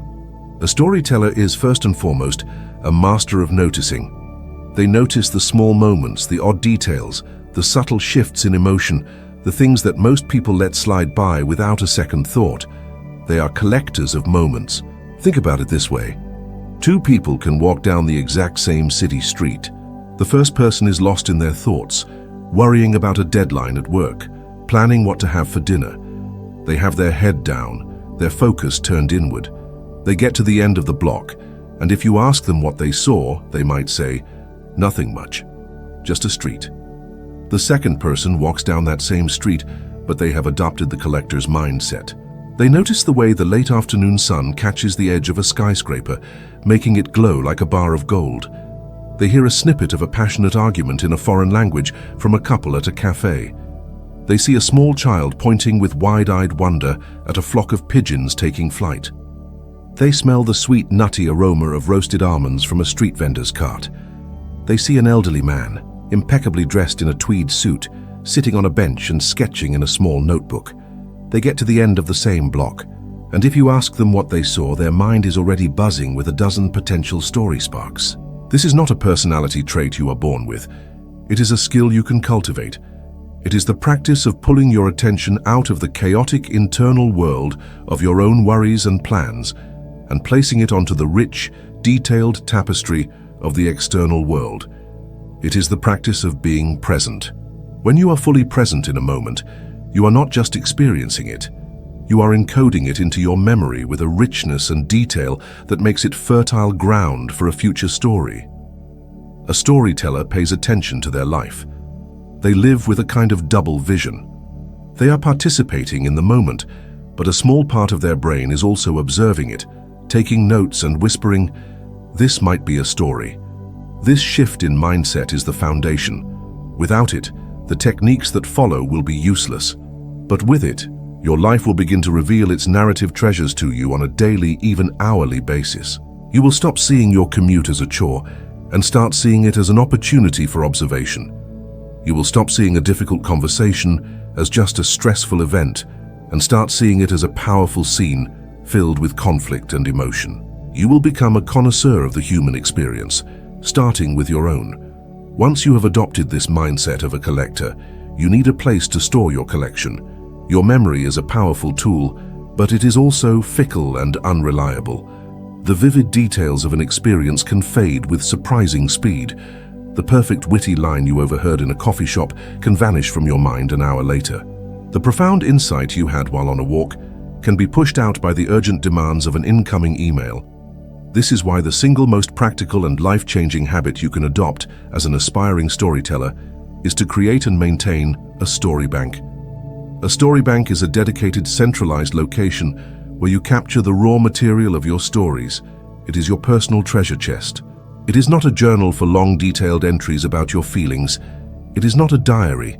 It is a quick capture system for what I call story sparks. A story spark is anything that has the potential to become a story. It is a tiny nugget of gold. It could be a memory that suddenly surfaces, a striking image, a line of dialogue, a personal frustration, a small victory, a question you cannot stop thinking about. The goal is not to write the full story in the moment. The goal is to capture the spark before it goes out. Your story bank can be physical or digital. It does not matter. The only thing that matters is that it is always accessible and frictionless to use. For some people, this is a small pocket-sized notebook and a pen that they carry with them everywhere. There is a certain romantic tactile pleasure in this method. For many others, the most practical tool is the one that is already in their pocket, their smartphone. You can use a simple note-taking app like Apple Notes or Google Keep. You can use a more robust app like Evernote or Notion. You can even use the voice memo app to capture a thought out loud while you are driving or walking. The tool is irrelevant. The habit is everything. The moment you experience, remember, or observe a story spark, your job is to capture it in your story bank as quickly as possible. The entry could be as short as a single sentence. For example, the look on the barista's face when that customer tried to pay with a torn $20 bill. Or that memory of getting lost in the woods behind my grandparents' house when I was 7. Or The feeling of pure panic when I thought I had hit reply all on that embarrassing email. That is it. You have captured the spark. You have logged the nugget. You can come back to it later when you have time and mine it for the full story. There are a few simple rules for maintaining an effective story bank. Rule number 1, no judgment. This is crucial. When a spark comes to you, do not evaluate it. Do not ask, is this a good story? Is this interesting enough? That is the voice of the inner critic, and its job is to kill creativity. Your job in the capture phase is simply to collect. Not everything you collect will turn into a great story. In fact, most of it will not. That is fine. You are a prospector panning for gold. You have to sift through a lot of silt and gravel to find the nuggets, so if it feels even remotely interesting, capture it. There are no bad ideas in the story bank. Rule number 2, capture the concrete. When you log your spark, try to include one specific, concrete, sensory detail. Instead of just writing "felt happy today," write "the feeling of the sun on my face during my lunch break," "the first warm day of spring." Instead of "difficult meeting," write "the way my boss kept clicking his pen faster and faster during that tense budget meeting." This one concrete detail is an anchor for your memory. It will make it much easier to recall the full scene and the associated emotions later on. Rule number 3, review regularly. Your story bank is not a graveyard for forgotten ideas. It is a living, breathing resource. Set aside a small amount of time once a week or once a month to simply read through your recent entries. This review process is magical. You will start to see patterns. You will see connections between different sparks. An entry that seemed insignificant at the time might suddenly strike you as the perfect opening for a presentation you need to give. A memory you logged might connect with a recent experience to form a much deeper, more meaningful story. This regular review is what turns your collection from a random junk drawer into a powerful, organized, creative engine. Now that we have the collector's mindset and the story bank system in place, it is time to go prospecting. It is time to actively search the landscape of your life for the stories that are waiting to be found. What follows is a series of prompts, a treasure map to guide your search. You can use these prompts as a focused brainstorming exercise. Take one category a day and see what sparks you can log in your story bank. Or you can simply keep them in the back of your mind and let them bring relevant memories to the surface as you go about your week. This is not an exhaustive list, but it is a powerful place to start. Let us begin with a category I call the firsts. First times are natural story territory. They are moments of transition, of learning, of stepping into the unknown. They are inherently filled with a certain level of drama, awkwardness, and heightened emotion, because we have no script to follow. The stakes often feel incredibly high. Think about the stories that are waiting for you in your firsts. Your first real job. What was it? What was the most ridiculous task you had to do? Who was your first boss? What was the biggest mistake you made? Your first car. What did it look like, sound like, smell like? What does that car represent to you now? Freedom, responsibility? The story is not just about the car. It is about what the car enabled you to do or become. Think about your first public speaking engagement, your first presentation. The story is in the nervousness beforehand, the shaky hands, the moment you either bombed or soared. Think about your first love, your first heartbreak, your first apartment, the first time you traveled to a new country, the first time you cooked a complicated meal, the first time you stood up for yourself or for someone else. Each of these firsts is a doorway into a story about your own becoming, your own journey of growth. They are universally relatable because every single person in your audience has also experienced a lifetime of firsts. From firsts, we naturally move to the lasts. Last times are often imbued with a powerful sense of poignancy, of endings and goodbyes. They are moments that often only reveal their true significance in hindsight. The stories here are often quieter, more reflective, but no less powerful. Think about the last time you saw a grandparent or a loved one who has since passed away. What was that final conversation? What small detail of that day is etched in your memory? Think about your last day at an old job or in a city you used to live in. There is a story in the act of packing up your life, of saying goodbye to colleagues or places that were once the center of your world. Think about the last time you did something that marked the end of an era in your life, like the last time you dropped your child off at elementary school, or the last time you played a sport you loved before an injury forced you to stop. These stories of endings are powerful because they speak to the universal human experience of change, loss, and the bittersweet passage of time. They are often the stories that carry our deepest wisdom. Next, let us explore a category I call the turning points. These are the moments, big or small, that altered the trajectory of your life. They are the forks in the road. A turning point is not always a dramatic, earth-shattering event. It can be a single conversation, a book you read, a decision you made, or a belief you changed. Think about a time a piece of advice you received fundamentally changed your perspective. Who gave it to you? What was the situation? How did it change your actions afterward? Think about a time you made a decision that felt small at the time, but ended up having huge consequences down the road. The decision to take a certain class, to go to a party, to say yes to a project no one else wanted. There is a powerful story in tracing the path from that small decision to its large, unforeseen outcome. Think about a time you had a significant change of heart about something or someone. What caused that shift? This is a story about the evolution of your own character and your capacity for empathy and growth. Turning point stories are the backbone of our personal mythology. They are the chapters in our life story where the plot takes an unexpected and decisive turn. Now we come to one of the richest and most important categories of all, one that I call scars and trophies. Your trophies are your accomplishments, your successes, your moments of pride. These are the stories of when you worked hard and achieved a difficult goal, when you won the award, when you got the promotion, when you crossed the finish line. It is important to know these stories and to be able to tell them with confidence and humility. But here is a secret that great storytellers know. Your scars are almost always more interesting, more powerful, and more connecting than your trophies. Your scars are your failures, your mistakes, your embarrassments, your moments of vulnerability. We live in a culture that encourages us to hide our scars, to project an image of constant success and competence. But in the world of storytelling, your scars are your superpowers.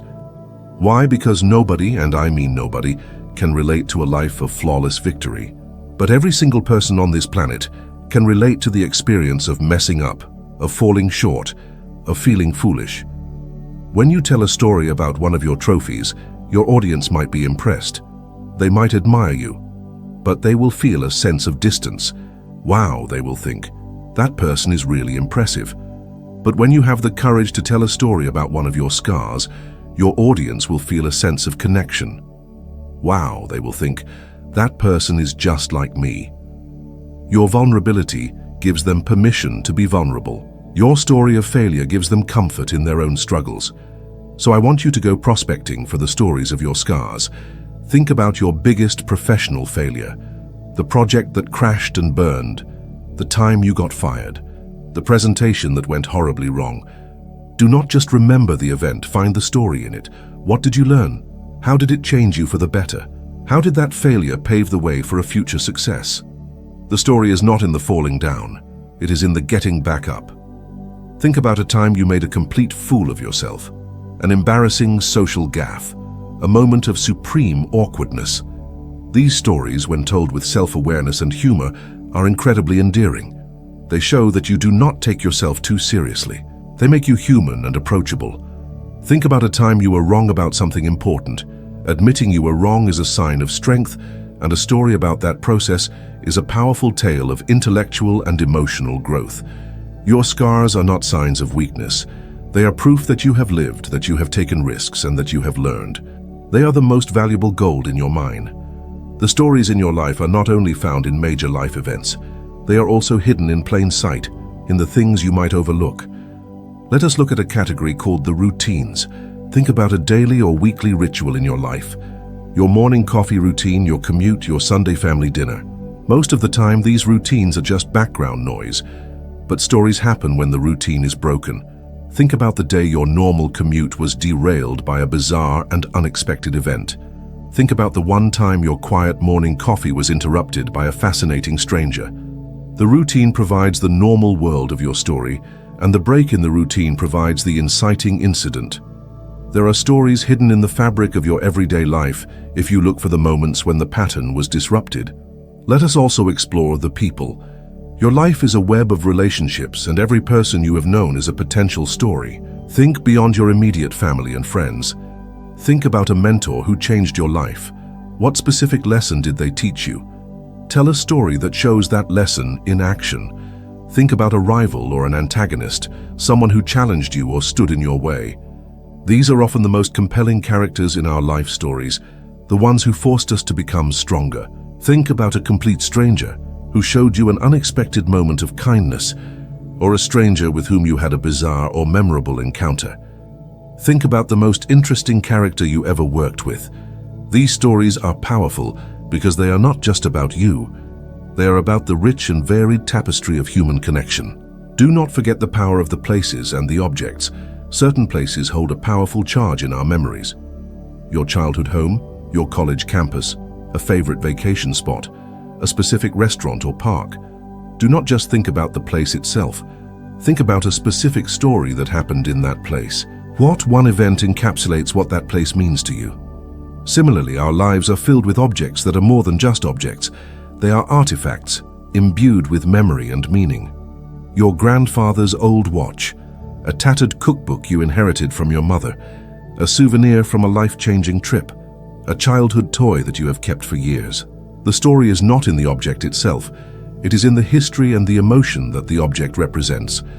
Telling the story of an object can be a wonderfully creative and indirect way to tell a story about a person, a relationship, or a period of your life.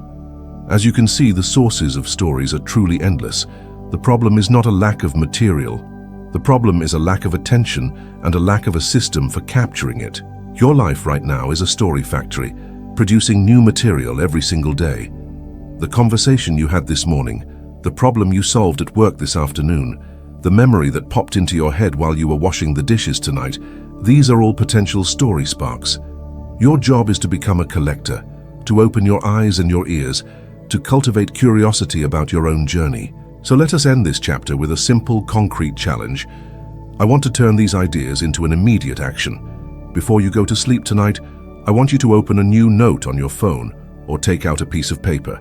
At the top, write My Story Bank. And then I want you to log just one entry, just one. Pick one of the prompts we have discussed. Think about a first. Think about a scar. Think about a memorable person.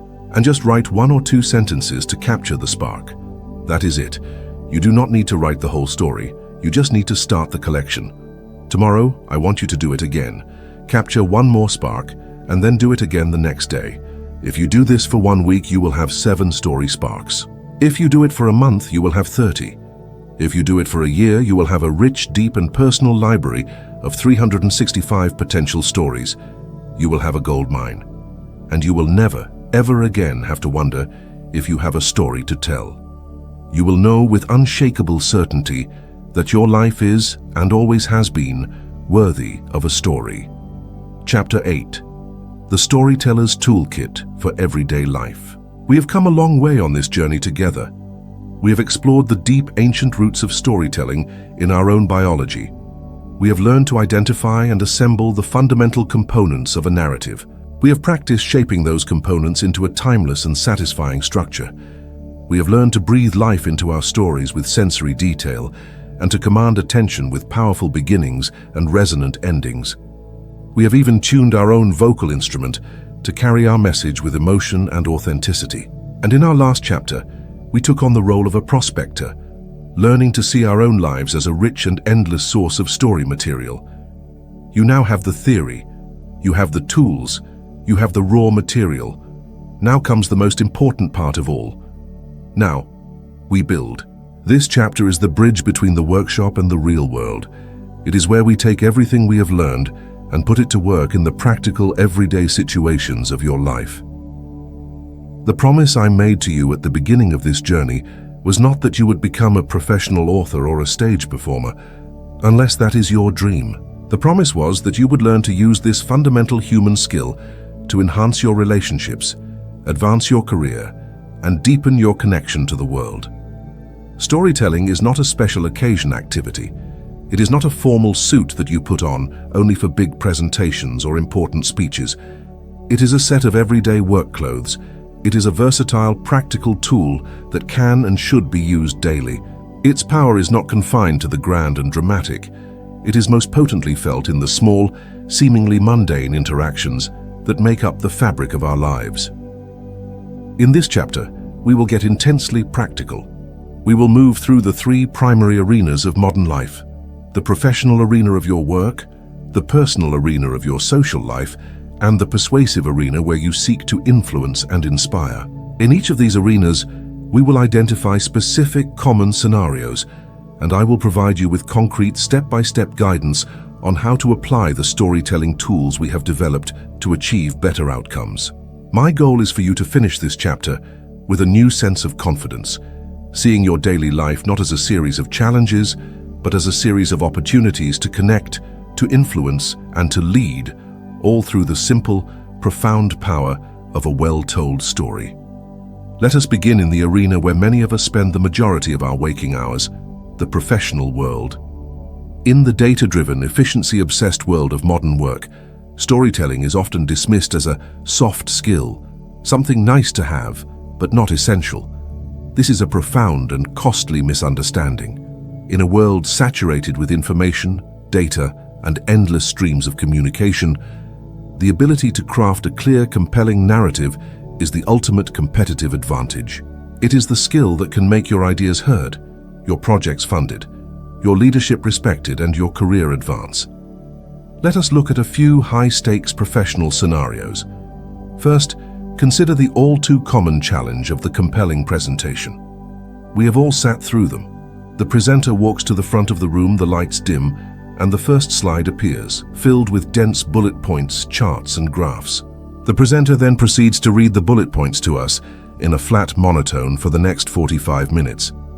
This is not a presentation. It is a hostile act against the audience's attention span.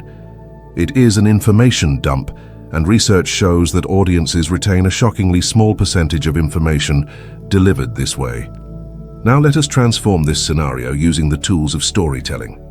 You are tasked with presenting your team's proposal for a new project.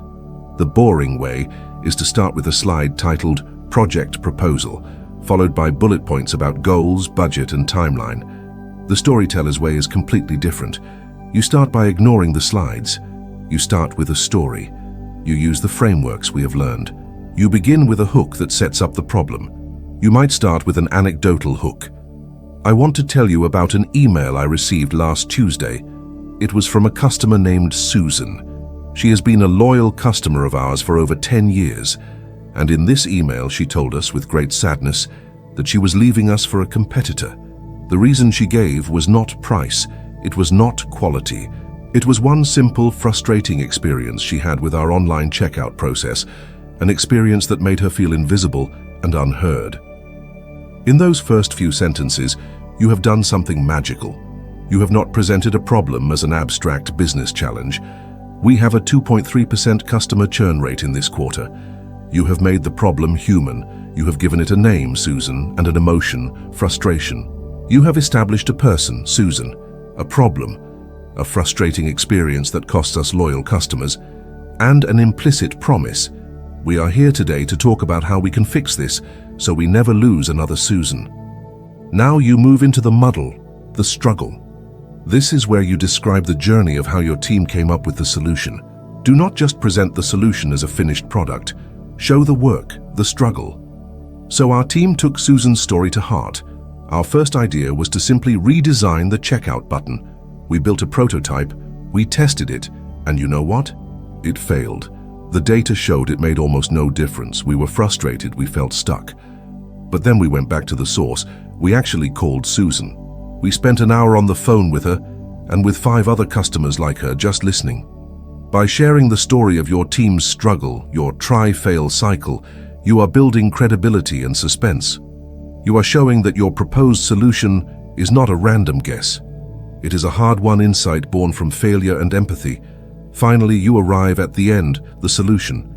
This is where you unveil your project proposal, but you do not frame it as a set of features and a budget. You frame it as the solution to Susan's story. And what we learned from those conversations is the core of the proposal you see before you today. This is not just a project to redesign a web page. This is a project to make sure that no customer ever feels invisible again. Your proposal is now the hero of the story. It is the thing that will solve the problem and achieve the happy ending. You end with a call to action, looking at the decision makers in the room and saying, "Let us do this for Susan and for the thousands of other customers just like her." By wrapping your presentation in this narrative structure, you have transformed it from a dry report into a compelling, memorable and persuasive call to arms. You have appealed not just to the logical, analytical part of your audience's brain, but to the emotional, empathetic part as well. And that is where real decisions are made. Let us take another high-stakes professional scenario, the unforgettable job interview. An interview is, at its core, a storytelling contest. The hiring manager is sitting there with a stack of resumes, all of which likely have similar qualifications and experience. The person who gets the job is often the one who can tell the most compelling story about who they are, what they have done, and why they are the right fit for the role. Every question they ask you is an invitation to tell a story. "Tell me about yourself" is not an invitation to recite your resume. It is an invitation to tell your origin story. "Why do you want this job?" is an invitation to tell a story about the future, connecting your past experiences to the potential of this new role. But the questions that trip people up the most are the behavioral questions. Tell me about a time you faced a conflict. Tell me about a time you demonstrated leadership. And the most dreaded of all, tell me about a time you failed. These are explicit requests for a story, and most candidates answer them poorly. They give vague, rambling answers that lack a clear point. This is where our blueprint of the beginning, the muddle and the end, or setup, struggle, solution, becomes your secret weapon. It provides a simple, clear structure for answering any behavioral interview question. Let us take the failure question. The weak answer is either to pretend you have never failed, which is not believable, or to just describe the failure, which makes you look incompetent. The strong, story-based answer uses the blueprint. First, the setup. You briefly and efficiently establish the context of the story. What was the project? What was your role? What was the goal? In my previous role, I was tasked with leading the launch of a new marketing campaign for a key product. The goal was to increase leads by 20% in the first quarter. I was confident in the plan my team and I had developed. This sets the scene and establishes the stakes. Second, the struggle. This is where you describe what went wrong. Be honest and take ownership. This is the scar, the moment of vulnerability. Do not blame others. We launched the campaign, and for the first 2 weeks, the results were disastrous. The numbers were not just flat, they were actually lower than before the campaign started. The team was demoralized, and I, as the leader, felt a huge weight of responsibility. My initial plan, the one I had been so confident in, was a complete failure. Notice how you're framing this. The failure is not the end of the story.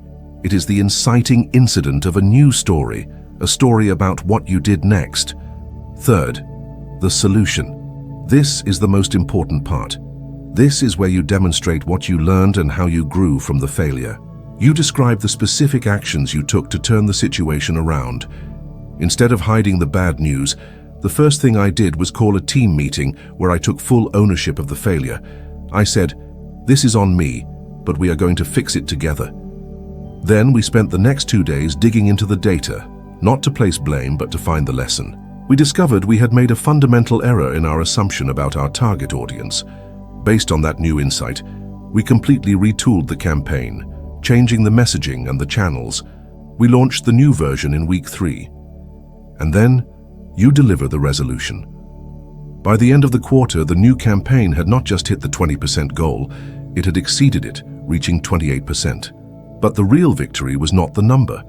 And here is where you deliver the final powerful takeaway. The real lesson for me was about the power of humility and the importance of treating failure not as an endpoint, but as a data point. It taught me how to lead a team through adversity, and it is a lesson I have carried with me ever since. This structured story is infinitely more powerful than a simple answer, for it demonstrates self-awareness, resilience, problem-solving skills, and leadership, all without you ever having to use those abstract words. You did not tell them you were a resilient leader. You showed them.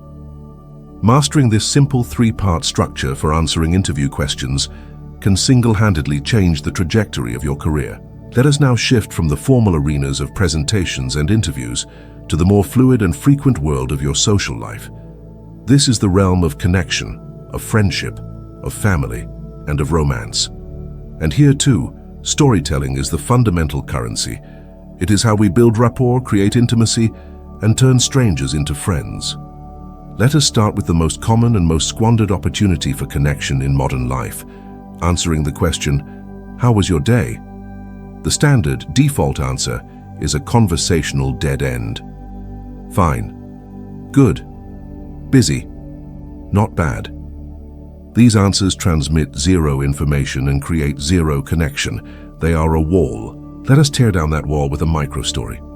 The next time someone asks you how your day was, I want you to try an experiment. Do not give a one-word answer.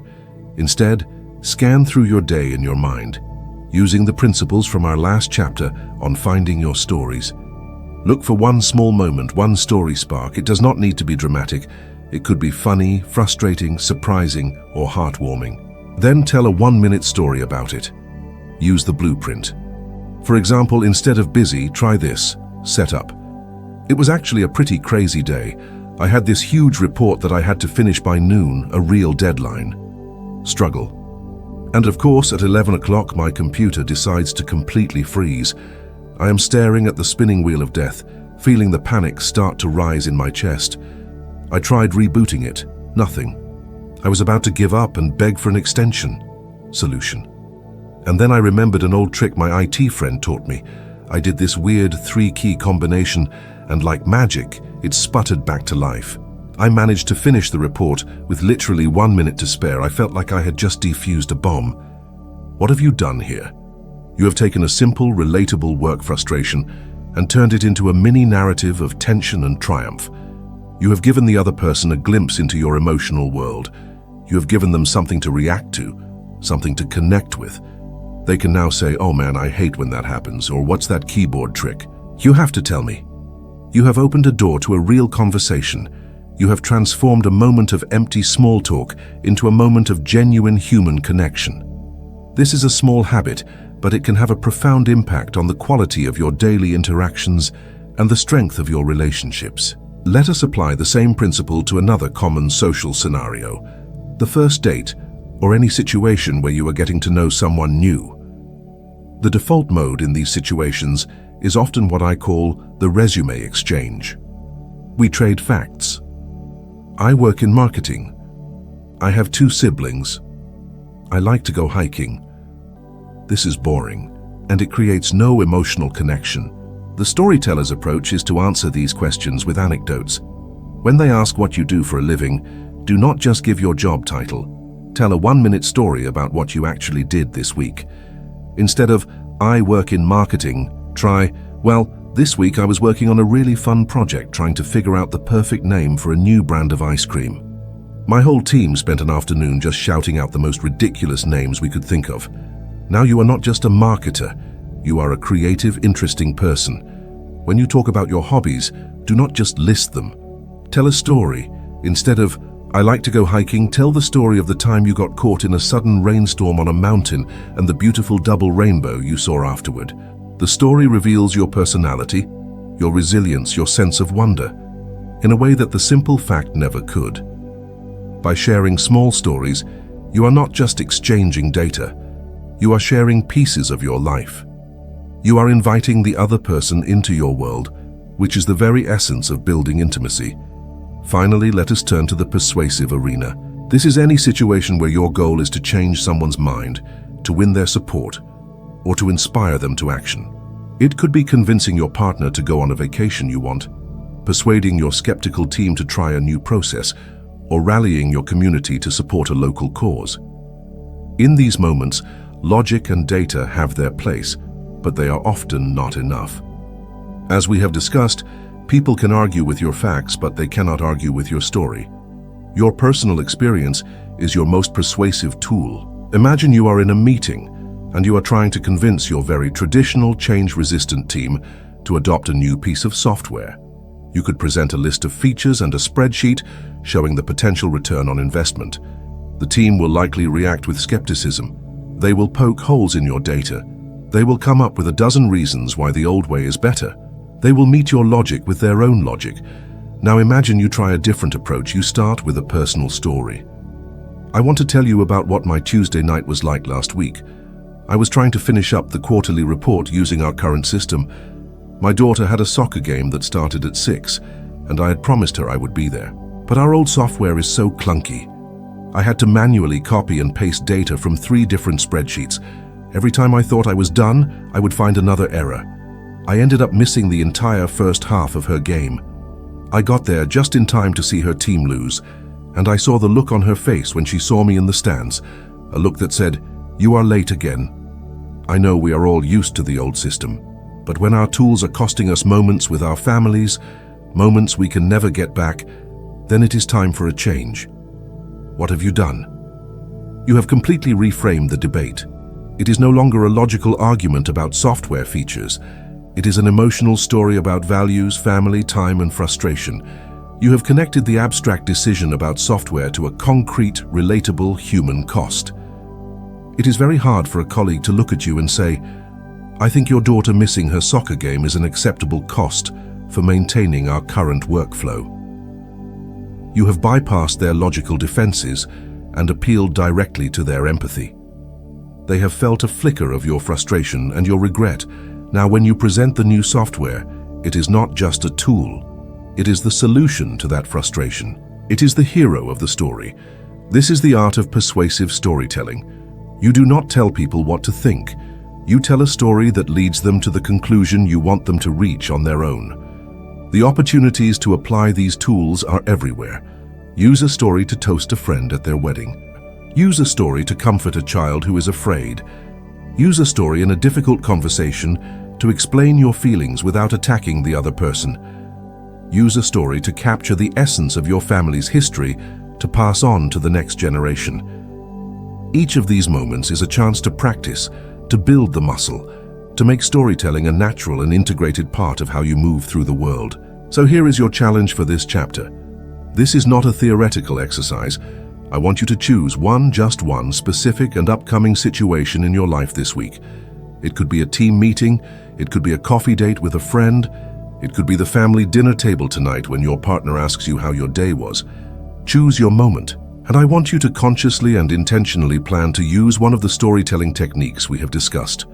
Prepare your 1-minute micro story to answer, "How was your day?" Think of a story you can use in that meeting to make a point more effectively. Do not leave it to chance. Prepare it, rehearse it in your mind, and then do it. It might feel a little awkward at first. It might not be perfect. That does not matter. The goal is to simply start, to take these tools out of the workshop of your mind and to start building something real with them. Because a storyteller is not someone who knows about stories. A storyteller is someone who tells them. And your everyday life is the most wonderful and rewarding stage you will ever have. Chapter 9. The Audience of One, the most important story you'll ever tell. For the entire duration of our journey together, our focus has been directed outward. We have been honing a craft with the goal of connecting with, captivating, and influencing other people. We have learned how to build bridges from our mind to the minds of our colleagues, our friends, our families, and our audiences. We have treated storytelling as a tool for external communication, a way to be heard and understood by the world outside of ourselves, and it is, without a doubt, one of the most powerful tools for that purpose.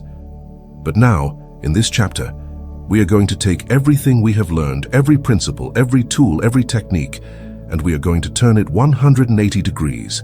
We are going to point it inward. We are going to focus on the single most important, most constant, and most influential audience you will ever have in your entire life, the audience of you. You see, there is a storyteller who is with you 24 hours a day, 7 days a week. It is a voice that is with you when you wake up in the morning and is the last thing you hear before you fall asleep at night. It is there narrating your life as you brush your teeth, as you drive to work, as you sit in a meeting, as you talk to a loved one. It is the constant, unceasing narrator of your existence. This internal storyteller is tireless. It never runs out of material. And its favorite subject, its lifelong obsession, is you. It tells you stories about who you are, what you are capable of, what your past means, and what your future holds. For most of us, for most of our lives, we are not consciously aware that this narrator is even there. We mistake its voice for truth. We believe its stories are objective reality. We accept its narrative as the unchangeable script of our lives. But what if it is not? What if this internal voice is not a reporter but a storyteller? And what if that storyteller is often lazy, fearful, and relies on old, outdated, and unhelpful scripts? The stories this internal narrator tells you shape your reality in the most profound way imaginable. They are the invisible architecture of your life. They determine what you believe is possible, what risks you are willing to take, how you interpret setbacks, and how you celebrate successes. A single event can happen, and two people can experience it in the exact same way. But if their internal storytellers craft two different narratives about that event, they will walk away with two completely different realities. One person gets laid off from a job. Their internal storyteller immediately starts crafting a narrative of failure and victimhood. I knew it. I am not good enough. Bad things always happen to me.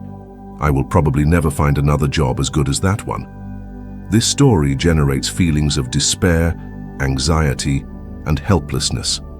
It leads to behaviors like procrastination in the job search and a lack of confidence in interviews. The second person experiences the exact same layoff, but their internal storyteller begins to craft a different narrative, one of opportunity and resilience. This is a shock, and it hurts. But that job was not the right fit for me anyway. This is a chance to finally pursue the kind of work I am truly passionate about. This setback is actually a setup for a new beginning. This story generates feelings of hope, motivation, and curiosity. It leads to behaviors like energetic networking and a confident exploration of new career paths. The external event was identical. The internal stories created two vastly different worlds. This is the most important storytelling work you will ever do. Learning to become the conscious, intentional, and compassionate director of your own inner narrative is the master skill of a well-lived life. It is the art of self-creation. The wonderful news is that you already have all the tools you need. The principles we have used to captivate an external audience are the very same principles you will now use to empower the audience of one. You will learn to identify the protagonist in your own story, which is you. You will learn to reframe the problems and conflicts you face. And you will learn to craft a promise, a compelling vision for your own future that pulls you forward. This is not about self-deception or toxic positivity. It is not about pretending that challenges do not exist or that pain is not real. It is about something far more powerful. It is about taking the raw, messy, and often difficult material of your life and consciously shaping it into a story of growth, resilience, and meaning. It is about becoming the hero of your own journey. Let us begin by putting a name to the characters that our internal storyteller often defaults to. In the vast theater of our minds, most of us have a few well-rehearsed, disempowering roles that we tend to play, especially when we are under stress. By shining a light on these narrative patterns, by making them conscious, we can begin to reclaim the power we have given them. One of the most common and seductive of these roles is the victim. The story of the victim is a narrative of powerlessness. The defining characteristic of this story is that things happen to me. The world is a difficult, unfair place, and I am at the mercy of its whims. My boss is unreasonable, the traffic is always terrible, my family does not understand me, the economy is bad. The locus of control is always external. The victim story is seductive because it absolves us of responsibility. If it is not my fault, then I do not have to do the hard work of changing. It also generates a strange kind of comfort, the comfort of righteous indignation and the sympathy of others. The internal monologue of the victim is filled with phrases like, "I cannot believe this happened to me again. It is just my luck. Why does everyone else have it so easy? And there is nothing I can do about it." While it may feel protective in the short term, the long-term cost of this narrative is immense. It drains our energy, erodes our agency, and keeps us trapped in a cycle of complaint and inaction. A close cousin to the victim is the imposter. The story of the imposter is a narrative of profound and persistent self-doubt. The protagonist of this story is a fraud, a phony who has somehow managed to fool everyone around them, but who lives in constant, secret terror of being found out. The imposter story thrives in moments of success. When you get a promotion, the imposter narrator whispers, "They must have made a mistake. I am not qualified for this. They are going to realize I do not know what I am doing." When you receive a compliment, it says, "They are just being nice. If they knew the real me, they would not say that." The imposter story discounts all evidence of competence and attributes success to external factors like luck, timing, or trickery. It lives in fear of a future day of reckoning. This narrative is incredibly common, especially among high achievers. It is a heavy burden to carry. It prevents you from truly enjoying your successes, from taking on new challenges for fear of being exposed, and from bringing your authentic self to your work and your relationships. It is a story that keeps you playing small, hiding in the shadows of your own potential. Another common character is the scarcity dweller. The story of the scarcity dweller is a narrative of not enough. There is not enough time, not enough money, not enough opportunity, not enough love to go around. This story is rooted in a deep-seated fear of lack. The protagonist lives in a world of zero-sum games where someone else's success must mean my failure. The internal monologue is a constant calculation of deficits. I would love to start that project, but I just do not have the time. It is easy for them to take that risk. They have more money than I do. All the good opportunities are already taken. This narrative of scarcity is a powerful anesthetic for ambition. It justifies inaction and makes envy a constant companion. It forces you to see the world through a lens of limitation rather than a lens of possibility. It shrinks your world down to only what you currently possess, rather than opening you up to what you could potentially create. And finally, there is the character with no arc. This is the story of the fixed identity. The protagonist in this narrative is static, unchangeable. The script has already been written, and they are just playing out their assigned role. The internal monologue is filled with definitive, permanent labels.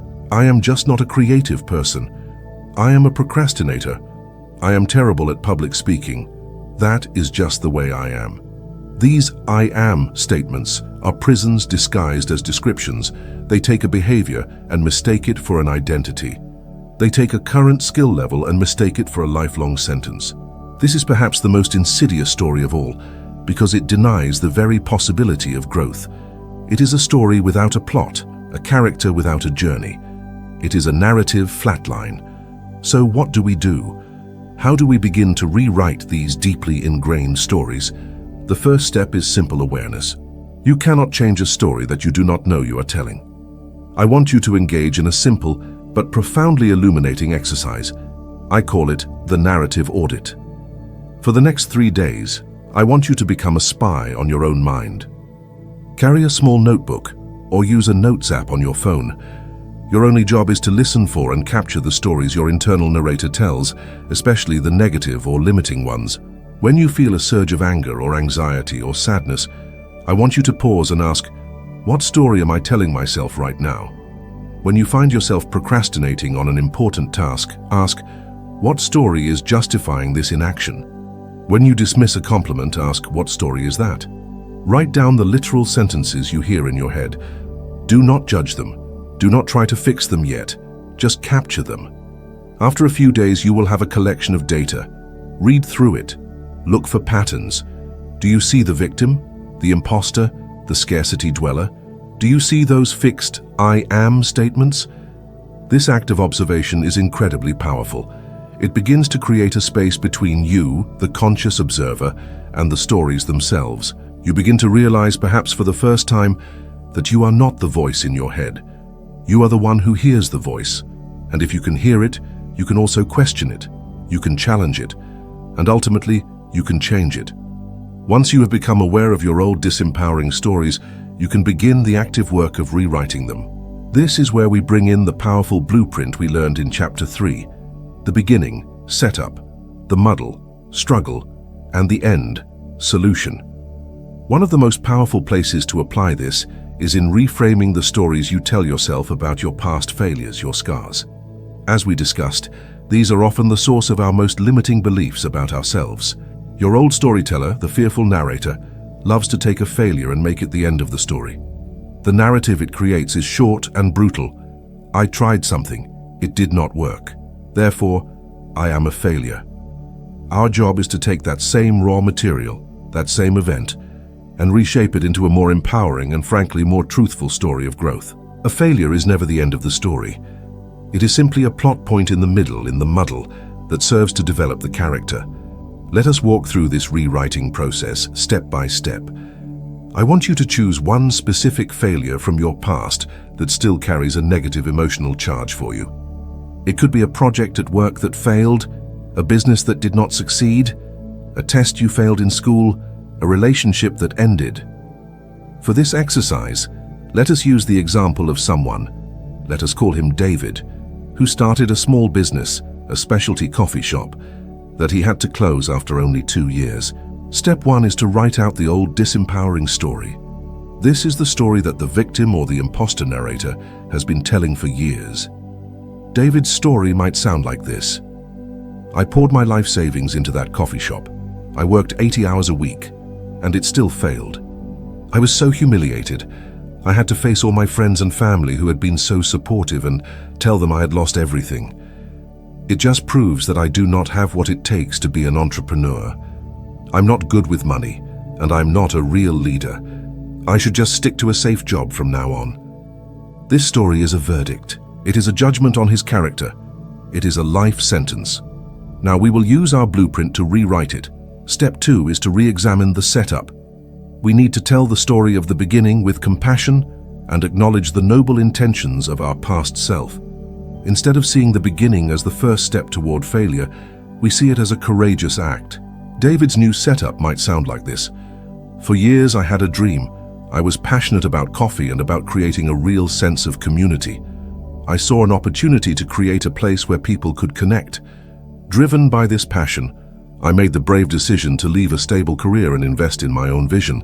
I had a clear goal: to build a business that was not just profitable, but that also added real value to my neighborhood.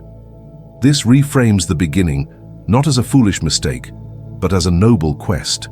It honors the courage of his past self.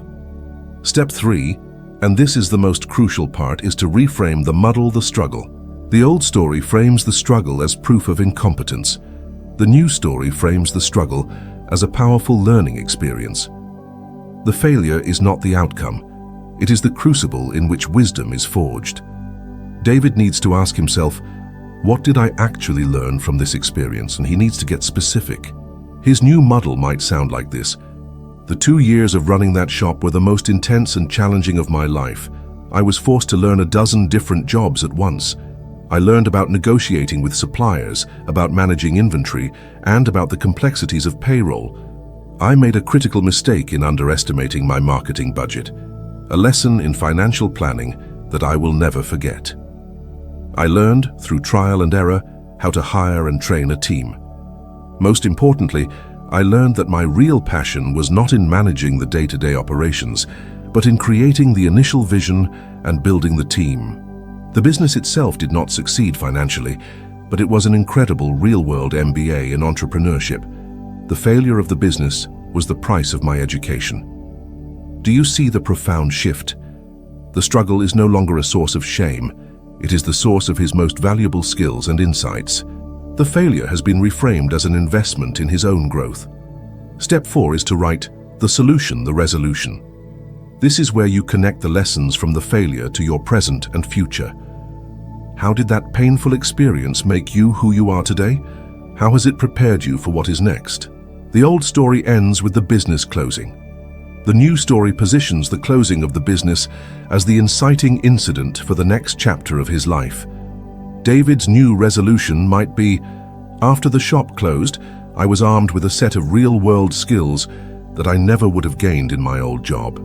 Because of my experience with hiring and team building, I was able to get a fantastic job in human resources at a fast-growing tech company. I realized that my passion for creating a great community could be applied to creating a great company culture. The lessons I learned from my financial mistakes now make me a much more valuable and savvy leader in my current role. That coffee shop did not fail. It was the necessary and powerful first chapter that made this current successful chapter of my life possible. Look at these two stories side by side. They are built from the exact same set of facts. Nothing has been invented or denied, but they create two completely different realities. The first is a story of shame and limitation. The second is a story of courage, learning, and resilience. This is not just a mind game. This is the work of consciously authoring your own identity. I want you to take a failure from your past and walk it through these 4 steps. Tell the old story. Then rewrite it with a compassionate setup, a learning-focused muddle, and a forward-looking resolution. Do this on paper. Say it out loud. Tell the new, more powerful story to a trusted friend. Every time you do, you are literally rewiring the neural pathways in your brain. You are weakening the old, painful narrative and strengthening the new, empowering one. This process of rewriting is not limited to single events. You can zoom out and apply it to your entire sense of self, to what we can call the character arc of you. The most disempowering stories we tell are often the ones that begin with I am. I am an anxious person. I am not a leader. I am disorganized. These statements treat your identity as a fixed, unchanging object, but in every great story, the protagonist changes. They evolve. They grow. This is called a character arc. You are not a static object. You are a character on a journey. And you can begin to tell your story that way. The simple shift is to move from I am to I am on a journey of. This small change in language can create a monumental shift in perspective. Instead of I am an anxious person, your new story can be I am a person on a journey of learning to relate to my anxiety in a healthier way. This story acknowledges the reality of your anxiety, but it frames you as an active, powerful agent in that story. It opens up the possibility of growth and change. It makes room for a plot. Instead of I am disorganized, your new story becomes I am on a journey of building better systems to support my naturally creative and big-picture thinking. This reframes a perceived weakness as the flip side of a strength and again positions you as the hero who is actively working to build a better world for yourself. A powerful exercise to help you see your own character arc is what I call the 5-year snapshot. I want you to find a quiet place and think back to who you were exactly 5 years ago today. Not just what you were doing, but who you were. What were your primary fears and worries 5 years ago? What were your biggest goals and dreams? What skills did you lack that you now possess? What beliefs did you hold then that you have since changed? Be as specific as possible. Now think about the journey from that person 5 years ago to the person you are today. What were the major challenges you faced? What were the key turning points? What were the most important lessons you learned? What you are doing is mapping your own character arc over the last 5 years. You are proving to yourself with concrete evidence from your own life that you are not a fixed entity. You are a work in progress. You have grown, you have evolved, and if you have done it for the last 5 years, you have the capacity to continue doing it for the next 5. This exercise replaces the disempowering story of a fixed identity with the lived experiential truth of your own growth. The story you tell yourself about yourself is the ultimate foundation for the stories you tell the world. If your internal narrative is one of self-doubt and limitation, you will never be able to tell a story to an external audience with true conviction and authentic power. Your voice will carry the subtext of your own uncertainty. But if you have done the work of crafting an internal narrative of resilience, learning, and growth, that compassionate and powerful story will be the bedrock of your presence. It will shine through in your voice, in your confidence, and in your ability to connect with others. You will be speaking from a place of deep internal alignment. This is not a one-time fix. This is a lifelong practice. It is the practice of listening to your internal narrator with compassionate awareness, of questioning its fearful stories, and of consciously and consistently choosing to tell a better, more truthful, and more empowering story about your own journey. You are both the storyteller and the story. You are both the author and the main character. And every single day, with every thought you choose to believe, you are writing the next page. Make it a good one. Chapter 10. Your story begins. Now we have arrived at the final chapter of our journey together. But in truth, it is not an ending. It is a beginning. It is the moment where the map is folded and put away, and the real expedition, your expedition, truly begins. Over the course of our time together, we have assembled a powerful set of tools, a new way of seeing and shaping the world through the lens of narrative.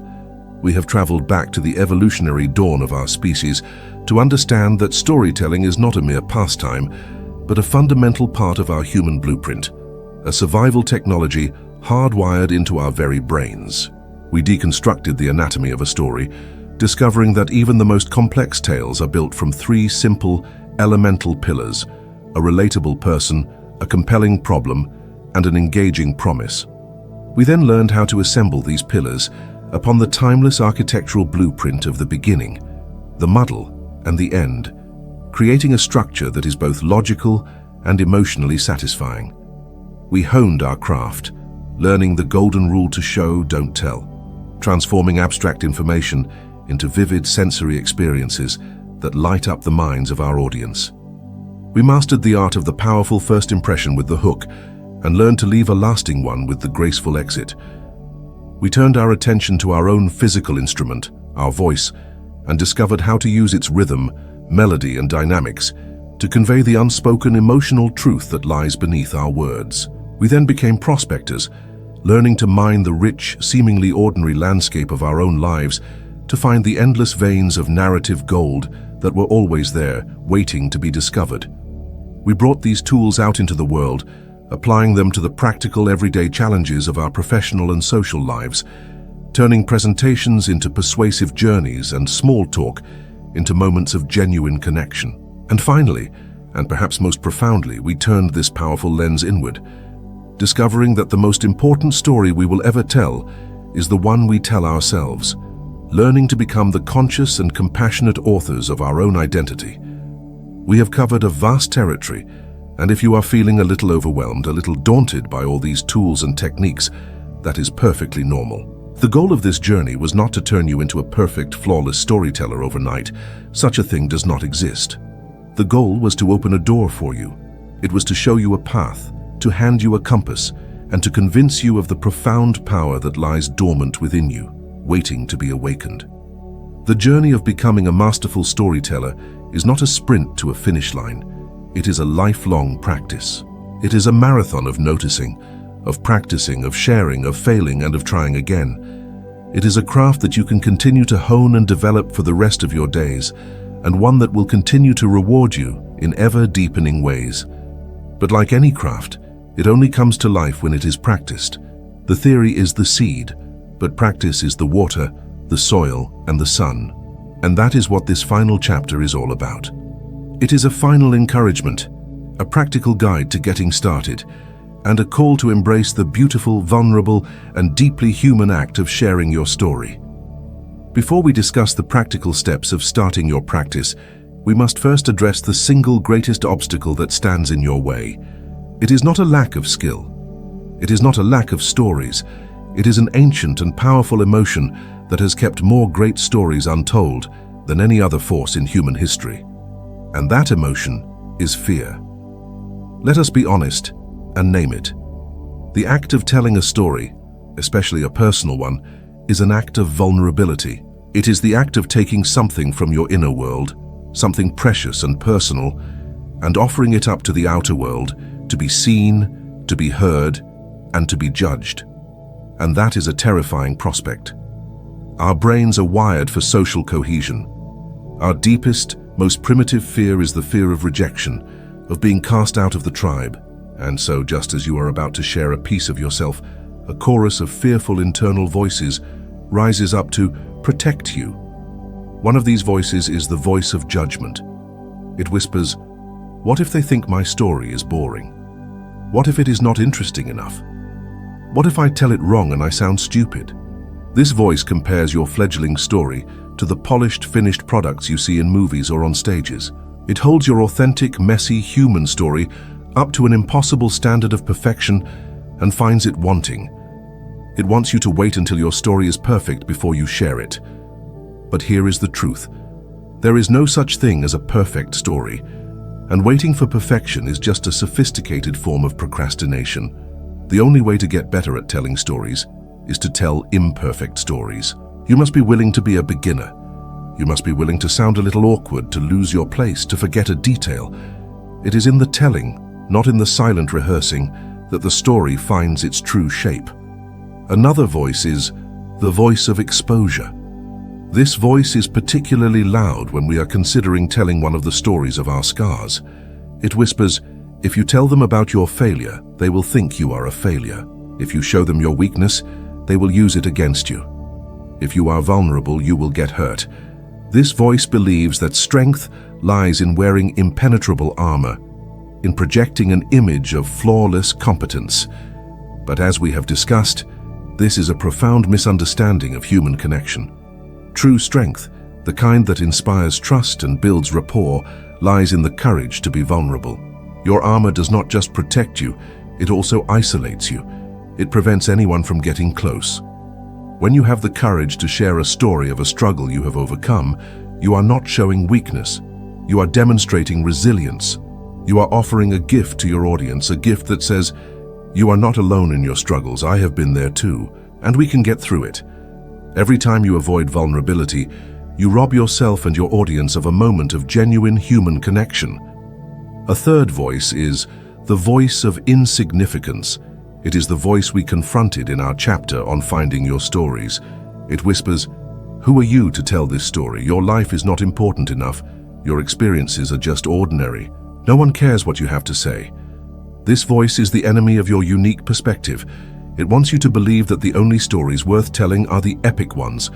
But the truth is, the most powerful stories are often the most personal and the most specific. Your ordinary is someone else's extraordinary. Your mundane, everyday struggle with a difficult colleague. Your small moment of joy watching your child learn to ride a bike. Your quiet realization about a relationship. These stories are powerful precisely because they are so relatable. The world does not need another story about a superhero saving the planet. It needs to hear your story about what it is like to be you, navigating the complex, beautiful, and challenging world that we all share. Your voice is a unique instrument in the grand orchestra of humanity. No one else has your precise combination of experiences, perspectives, and insights. To silence that voice because you fear it is insignificant is to rob the world of a note that only you can play. So how do we overcome this fear? The answer is not to wait until the fear is gone. It will likely never be completely gone, not for the stories that matter most. The answer is to feel the fear and to do it anyway. The answer is to act in spite of the fear, and the way to do that is to start small. Courage is a muscle, and like any muscle, it grows stronger with exercise. You do not start by trying to lift the heaviest weight in the gym. You start with a weight you can handle, and you build from there. The same is true for the practice of storytelling. You do not need to start by giving a TED talk or writing a memoir. You need to start with small, low-stakes acts of storytelling that will build your confidence and strengthen your courage muscle. And so this brings us to your first assignment. This is your call to action, the first step on your new path as a conscious storyteller. It is a simple, manageable challenge that I want you to undertake within the next 24 hours. It is the 1-minute story challenge. Here is how it works. Here is, the next time you're in a casual conversation with someone you trust, a partner, a friend, a family member, and they ask you the classic question, how was your day? Or, what's new? I want you to resist the urge to give a one-word answer. Instead, I want you to tell a 1-minute story. This story should have a simple beginning, middle, and end. It should be about a small, specific moment from your day. It could be funny, frustrating, or interesting. Before the conversation happens, you can prepare. Think about your day so far. Did you have a funny interaction with a barista? Did you solve a frustrating technical problem at work? Did you see something beautiful on your commute? Choose one of these story sparks. Now mentally frame it using our simple blueprint. The beginning, the setup. You will not believe what happened to me at the grocery store this afternoon. This is your hook. You have created a small curiosity gap. The muddle, the struggle. I was in the checkout line and I realized I had left my wallet at home. I had a full cart of groceries, a line of people behind me, and I felt that hot wave of panic and embarrassment wash over me. This is the conflict. You have established a relatable problem and an emotional stake. The end, the solution. Just as I was about to abandon my cart in shame, the elderly woman behind me tapped me on the shoulder, smiled, and said, "Don't you worry, dear, I have got this one." And she paid for my entire cart of groceries. I was so stunned I could barely speak. There are still some incredibly kind people in the world. This is the resolution, and it ends with a simple, heartfelt takeaway. That is it. The entire story probably takes less than 60 seconds to tell. But look at what you have done. You have practiced setting up a story, creating conflict, and delivering a resolution. You have practiced showing an emotion, panic, embarrassment, gratitude, rather than just telling it. You have taken a simple, everyday event and found the narrative shape within it. And most importantly, you have taken a small, courageous step. You have shared a tiny piece of your experience with another person. This is your first rep in the gym of courage. I want you to do this once a day for a week. Tell a 1-minute story every day. It could be at the dinner table. It could be on a phone call with a friend. It could be in the break room at work. With each telling, you will get a little more comfortable. You will start to notice more and more story sparks in your daily life. Your mind will begin to automatically think in terms of narrative structure. You will be building a new habit, the habit of the storyteller. From there, you can gradually increase the challenge. The next step might be to tell a slightly longer 5-minute story at a team meeting to make a point, using the techniques we discussed in Chapter 8. After that, you might volunteer to give a toast at a friend's birthday party, preparing a story that celebrates them. You build from 1 minute to 5 minutes to 10. You build from an audience of one trusted friend to a small group of colleagues to a larger room. You build your skill and your courage one story at a time. As you begin this practice, I want to leave you with a final set of guiding principles, a storyteller's compass to keep you oriented on your path. The first principle is, be a giver, not a taker. When you approach storytelling as a taker, your focus is on what you can get from the audience. You want their approval, their laughter, their admiration. Your internal monologue is, I hope they think I am smart, funny, interesting. This mindset is rooted in ego, and it creates a pressure to perform that can be paralyzing. It also creates a subtle barrier between you and your audience. A giver, on the other hand, approaches storytelling with a focus on what they can offer the audience. The goal is not to get something, but to give something. You are giving a gift of entertainment, a gift of insight, a gift of connection, a gift of a new perspective. Your internal monologue shifts to, I hope this story is useful, helpful, meaningful to them. This mindset is rooted in service. It dissolves the pressure to be perfect and replaces it with a genuine desire to connect.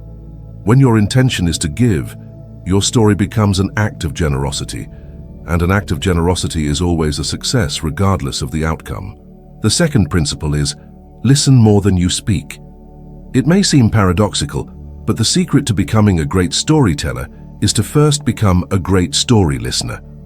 The best story material often comes not from our own direct experience, but from our attentive observation of the world and the people around us. When you cultivate the skill of deep listening, you're doing two things. First, you are gathering an endless supply of story sparks. You are hearing the struggles, the joys, the unique turns of phrase, and the powerful metaphors that people use to describe their own lives. You are filling your story bank with rich, authentic human material. Second, and more importantly, you are showing respect for the stories of others. You are creating a safe space for them to be heard. And in a world where so many people are desperate to be seen and understood, the simple act of listening with your full, undivided attention is one of the most powerful ways to build trust and connection. The more you listen, the more you will understand what makes a story resonate, and the more you will have to say when it is your turn to speak. The third principle is, find the universal in the specific. This is the ultimate secret to creating stories that resonate deeply with a diverse audience. As we have discussed, the power is in the details. A great story is always grounded in specific, concrete, sensory reality. You do not tell a story about love. You tell the story of the specific way your grandfather used to peel an orange for your grandmother every morning. You do not tell a story about resilience. You tell the story of the specific weed that you saw growing through a crack in the concrete sidewalk. But here is the magic. The more specific and personal you make your story, the more universally it is felt. When you describe your very specific fear of public speaking, you are tapping into the universal human fear of judgment. When you tell the story of your unique, quirky family, you are tapping into the universal human experience of belonging and connection. Do not be afraid that your story is too small or too personal. Your specific experience is the doorway through which your audience can access a universal human truth. Trust that if you can tell your story with enough honesty and detail, your audience will find their own story reflected in it. The world we live in is fractured. It is noisy. It is filled with data and shouting opinions and abstract ideologies that drive us further apart. We are more technologically connected than ever before, and yet many of us feel more isolated than ever before. In such a world, the act of telling a genuine human story is not a soft skill, it is a radical act. It is an act of bridge building. It is an act of healing. A story can cross the divide between us and them and remind us of the shared humanity that lies beneath our superficial differences. A story can take a complex, intimidating problem and make it feel human scale and solvable. A story can cut through the noise and deliver a message of hope, of connection, of understanding, directly into the heart of another person. The world does not need more information. It needs more meaning. It does not need more shouting. It needs more listening. It does not need more judgment. It needs more empathy. And all of these things, meaning, listening, and empathy, are the natural byproducts of a well-told story. You now have the tools, you have the blueprint, you have the compass, you have a limitless supply of raw material in the beautiful, unique, and unrepeatable story of your own life. You have everything you need. The only thing left to do is to begin, to take that small, courageous first step, to tell your 1-minute story, and then another, and another after that, because your story matters. It has the power to change your world, and in doing so, to change the world. Your story begins now. Thank you for spending this time with me. This is not the end of our conversation, but merely a pause in an ongoing exploration. The path of the storyteller is a lifelong journey, a continuous practice of paying closer attention, of listening more deeply, and of sharing more honestly. It is a path that promises not a final destination of perfection, but a rich and rewarding journey of discovery, connection, and growth. For more conversations like this, to continue exploring the power of communication, the art of connection, and the journey of finding your own unique and powerful voice, you know where to find me. Let us keep this journey going together.